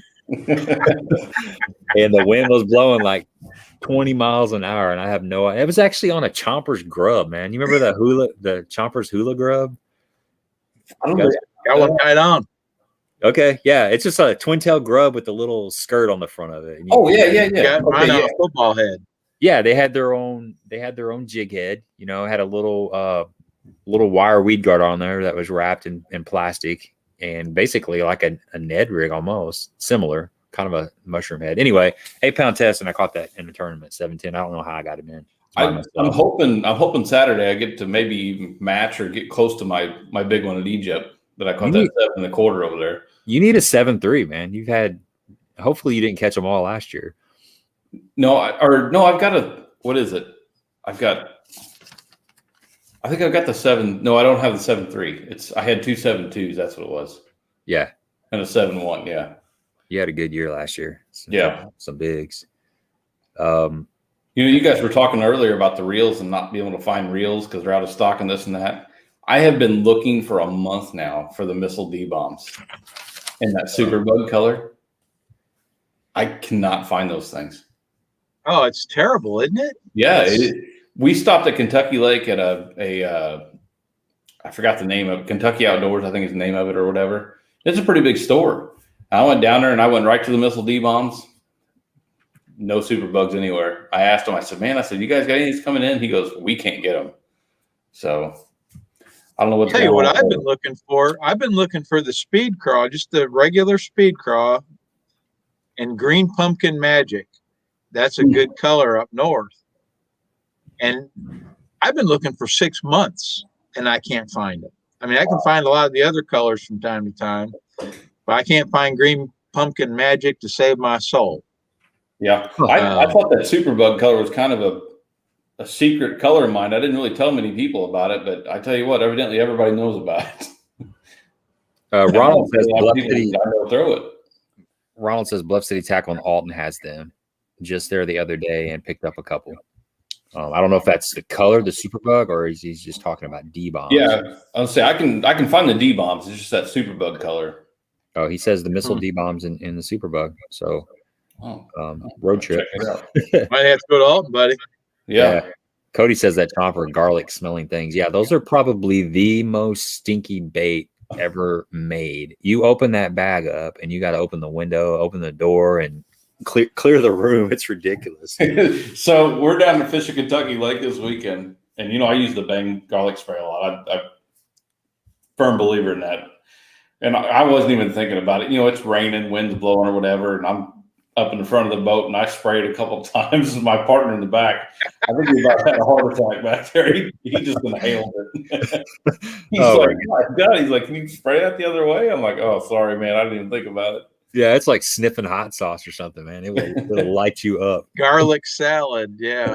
Yeah, it's intense. So you had a good tournament on Lake of the Ozarks, right? Yeah, pretty good. We took 3rd place there, so good. I tell you what, man. I know he was on here saying a while ago about the first wave coming up or whatever. They were up there that weekend. We caught a lot of fish. Two of the biggest ones that were waiting in our tournament. One was $5.99, and the other one was $6. A little over 6, I don't remember. And I mean, like I said, their tails were gone. They've been up on those beds quite a bit. So, there you go. Hellabass has a code you can get. I think it's Omnia Fishing. Is that right, Hellabass? Save you 15%. And Ronald says they don't have the dill pickle though in the D-bomb. Watch your partner smash them on that color last year, dude. That's that and Dirty Sanchez and the Beaver are my 2 confidence colors right now. And I learned that. Okay, that day he was talking about I think this was last year. It was post spawn on Cedar, and I was flipping the Beaver in the front of the boat, and Jerry was fishing the D-bomb. I had the Dirty Sanchez, and he had the dill pickle. They would not hit. The colors are a little bit different, but they're not like it's not like one's like black and blue and the other is green pumpkin. They're similar, I would say. You know, the dill pickle's a little bit, you know, brighter probably, but they wouldn't hit. They wouldn't hardly hit that beaver, and they were just killing that D-bomb. And finally, you know, I said, dude, give me one of the. I'm either going to put you on the bank or you're going to give me one of those out of your bag. And he gave me one, and I caught 2, you know, 5-pounders in front of him because I was tired of passing these fish up. I'm like, I'm getting the pitch. We're pitching, you know, we're pitching in tide. We're like 15 feet off the bank, pitching laydowns and stuff. And I'm pitching in there, making decent pitches. And then he comes in behind me and whack, he's catching a 3.5-pounder. And after that happened like 3 times, 4 times, I'm like, something's up. I don't know if it was the scent, if it was the little ribs that were putting off a vibration that the fish wanted, if it was the, you know, they're similar profile, or if it was the color. But at that point, it didn't matter. Once you see it happen enough, you're like, I don't care what the reasoning is. I need to have one of those on there. And, you know, I didn't let another fish go by after that, after I got that bait. But that's a really good color. And the D-bomb is definitely a good bait. Everybody knows that. But yeah. Hey, Gabe, have you thrown the Rage? It's the Rage Crawl, but it's, I guess, the Denny Brower edition. I haven't. No. No, I don't know if I know what you're talking about. Well, I picked them up by accident. Exact same thing with the Bandito bugs. I just wasn't paying attention. I've seen Rage Crawl, the crawls, pulled them off the shelf and went on my way. And when I got in the boat, I went to go put one on, and I'm like, this is different. The claws they have a lot bigger ridges on them. And then in between them, they've got a piece of plastic that actually keeps them connected. So if you use it like for a swim jig, it keeps it connected, and they're just kind of going like this the whole way going down. But if you take that piece of plastic out, them things are moving everywhere, all independently. They got not the lobster. You know, they got the Rage lobster. It's not that. It's a Denny Brower. It just says the Denny Crawl. I think it's the name of it. Huh. Interesting. But wow. Yeah, Ron. Jerry had me like 5-1. I'm not ashamed to admit it. It was more like 4-1, I think. But yeah, he was definitely made me a believer in that D-bomb in that color. It went 4-1. Fish are weird sometimes. What'd you say? I said it went 4-1 when he was eating a sandwich.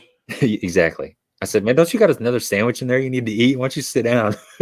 give me one of them baits before you sit down. Dennis said they were shocking on Kincaid Monday. Saw them net several. That's cool. So maybe I'll reach out to Sean and see what they came up with. I saw them on Grassy too back when I was pre-fishing for the Grassy tournament. So I didn't hear anything about it, but they came up from the back of the lake. I was trying to pull up that. Yeah, it is. It's the Strike King Rage Denny Brower Crawl. DB Crawl. Ronald says it's called the DB Crawl. Yeah, I got them pulled up on Tackle Warehouse, and it's a Denny Brower. Let me get back here. So Strike King Rage Denny Brower Crawl. Okay, I'll have to look into it. I can't believe I've never seen that. Gosh, I'm pretty familiar with just all the Strike King lineup. The one, I mean, when I pulled out the package, I immediately thought new punching bait because it's got some ribs on it too. But let's see. Huh? Have you tried that punch bait? Doesn't Strike King have an actual punch? It's what they call a punch bait. I don't know. I use so much Strike King. I'm sure I probably have, but yeah, their products are hard to get away from. I mean, they're solid. I mean, Punch Bug. Thank you. I just saw that. That's something I was like, that looks like something I need to kind of work into my lineup. I haven't. I've been fishing that burner crawl. I started getting on that little burner crawl last year, and that sucker's a fish catcher. I was throwing that out Carolina rig. It works pretty good too.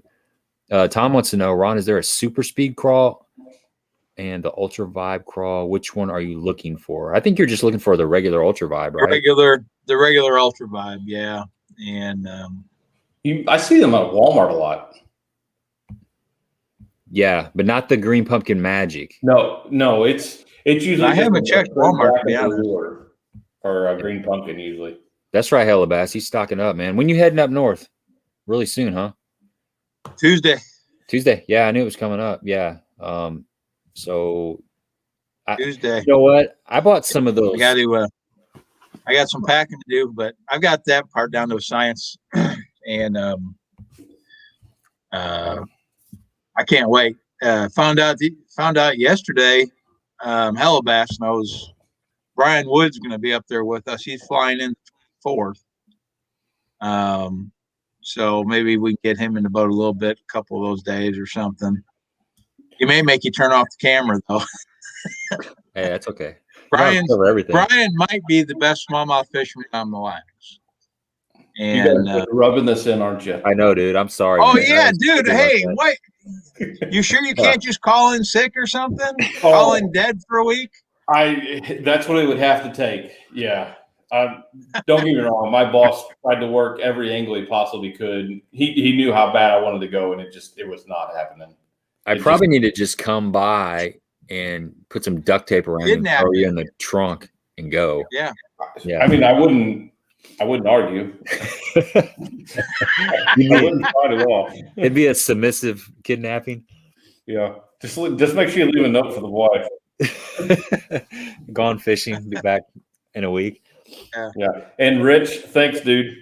I did not even think to look on that website, so he's hooking me up here. The Omnia. Do what? Omnia. Yeah. Yeah, it's a pretty good site, man. I've been looking at their stuff quite a bit. They're up in Minnesota. They're a little bit smaller, but they're growing. Yeah, they're growing. And I sat with the owner at the I think there's 2 owners, but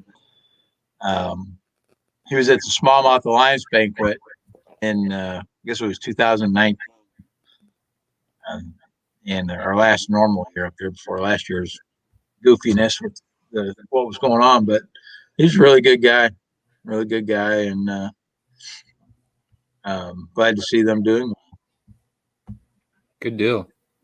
Well, we've been on here for 2 hours. It really flew by. Man, Ron, I'm curious to see. I want to see that active target. I'm dying to see that. Dude, it's mesmerizing. I would be fishing.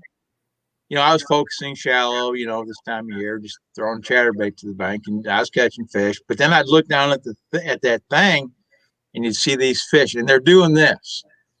And there's fish everywhere, up shallow this time of year. So I'm paralleling the bank, and I look down, and I see these. You literally just see them swimming around.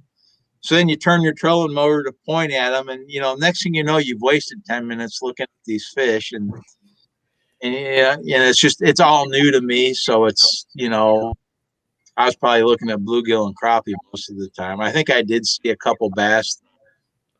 The images looked bigger a couple times. Yeah. Probably more longer, I would imagine. They're. Yeah, and it's a little thicker too. But I don't know what I'm doing with it yet. And I've got information overload on the front of my boat. And I've got side scan for the front and side scan for the back going, mapping, down scan, and this thing, the active target. And I think I'm gonna eliminate some stuff because you can only look at so much. But yeah, you get to looking at it and you see these fish and you're like, and the next thing you know, you're just out meandering around looking at fish. You forget what you're doing. So I'm going through that phase with it, and it's fun. It's all good. It's funny you're talking about watching the bluegill and stuff like that. So the red ear in my pond are full spawn right now. I mean, they're up there. They're rubbing back and forth on each other, and everything. And I was down to the seeding watching them, and I tell you what, I did not realize how big a red ear I had in my pond. And they are all way up on the bank. I mean, you can walk down there and they don't even go anywhere.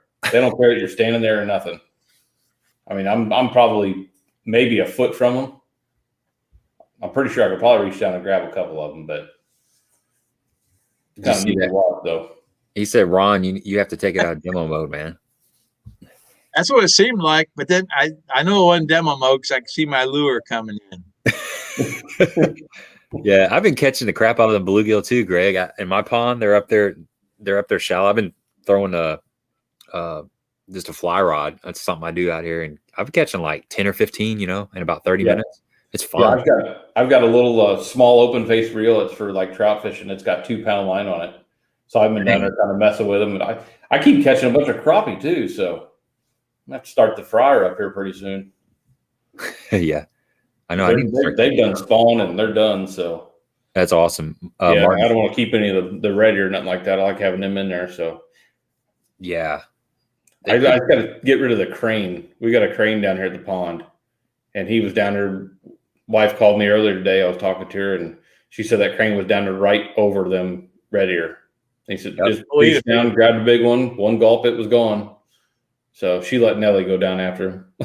we put about 20 pounds of those fathead minnows in our little 5-acre lake back here about 2 years ago, and there was this one blue heron, and man, it was like he was eating dollar bills or something. You could see him down there just eating those fathead minnows. And I'm thinking, that's 10 cents, that's 15 cents, that's 10 cents. Yeah. So Martin says, that's hilarious. You just said active target. My buddy just got his 10 minutes ago. He said the delivery guy broke down and wanted to personally deliver it. My buddy wanted to give him a big hug. That's hard to come by. Yeah, they are. Let me see. Ronald says he has a bluegill tournament first week of June. Be more than happy to come take 20 of those red ears out for you. No, he wants the red ears, I think. Yeah, I want the red ears in there. That's the ones that eat the snails, right? Yes. I'd tell this story 100 times, and I would have never believed it until we did it. And I think we talked when Sean Hurst was on. I told him we had the yellow grubs, the black grubs, or whatever in our fish, and we put those red ear in. And I mean, it wasn't a year later, and they were gone. And they said it was from those cranes and herons and stuff like that, bringing in, I guess, stuff from other places or whatever. So, but yeah, they cleaned it up, and we haven't had them back since. So, nature, man, be darned. Nature has a way of evening things out. So, well, let's get off here. It's been 2 hours. I appreciate everybody out there for hanging out. I'm seeing some new faces in here. Greg, man, it was good to. Yeah, it was good talking to you. Like I said, next Monday's no good for me, but maybe we'll get back on track after there or something. Maybe we'll see. I don't know. Yeah, if you can do the following Monday, that'd be great. Maybe I had to take a break too, man. It's just part of it. Yeah, you're fishing a lot more, and you're out later, and all that kind of stuff. But yeah, and actually, I'll text you a question after this too about a camera. So there's Joe Marks.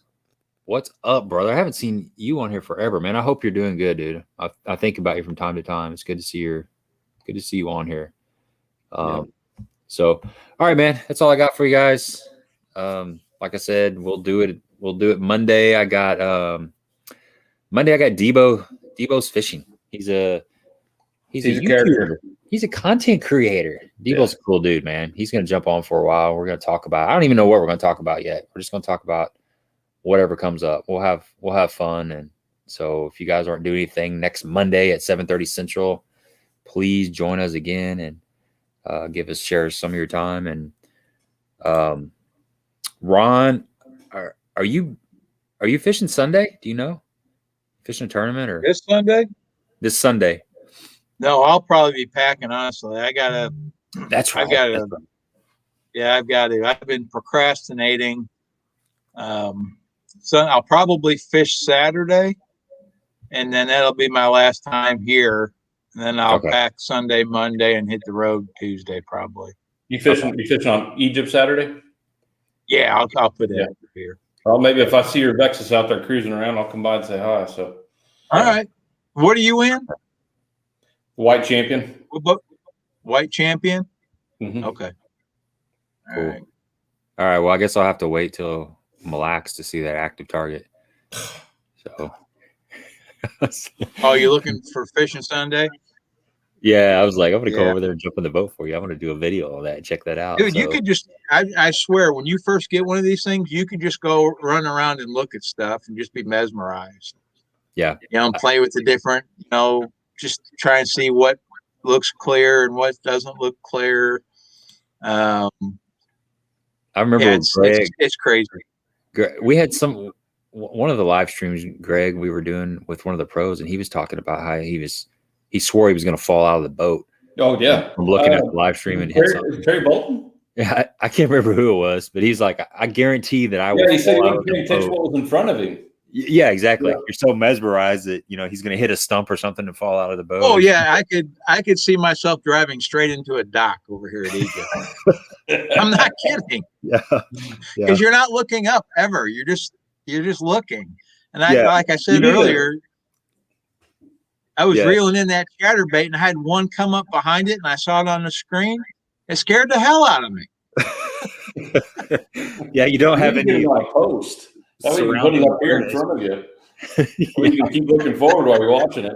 Yeah, you be the guy that hits a parked boat, a parked car. Yeah, you don't want to be the guy that hits a parked car. Yeah. So, all right, guys, I'm gonna let you go. Good hanging out with you guys, and we will see you soon.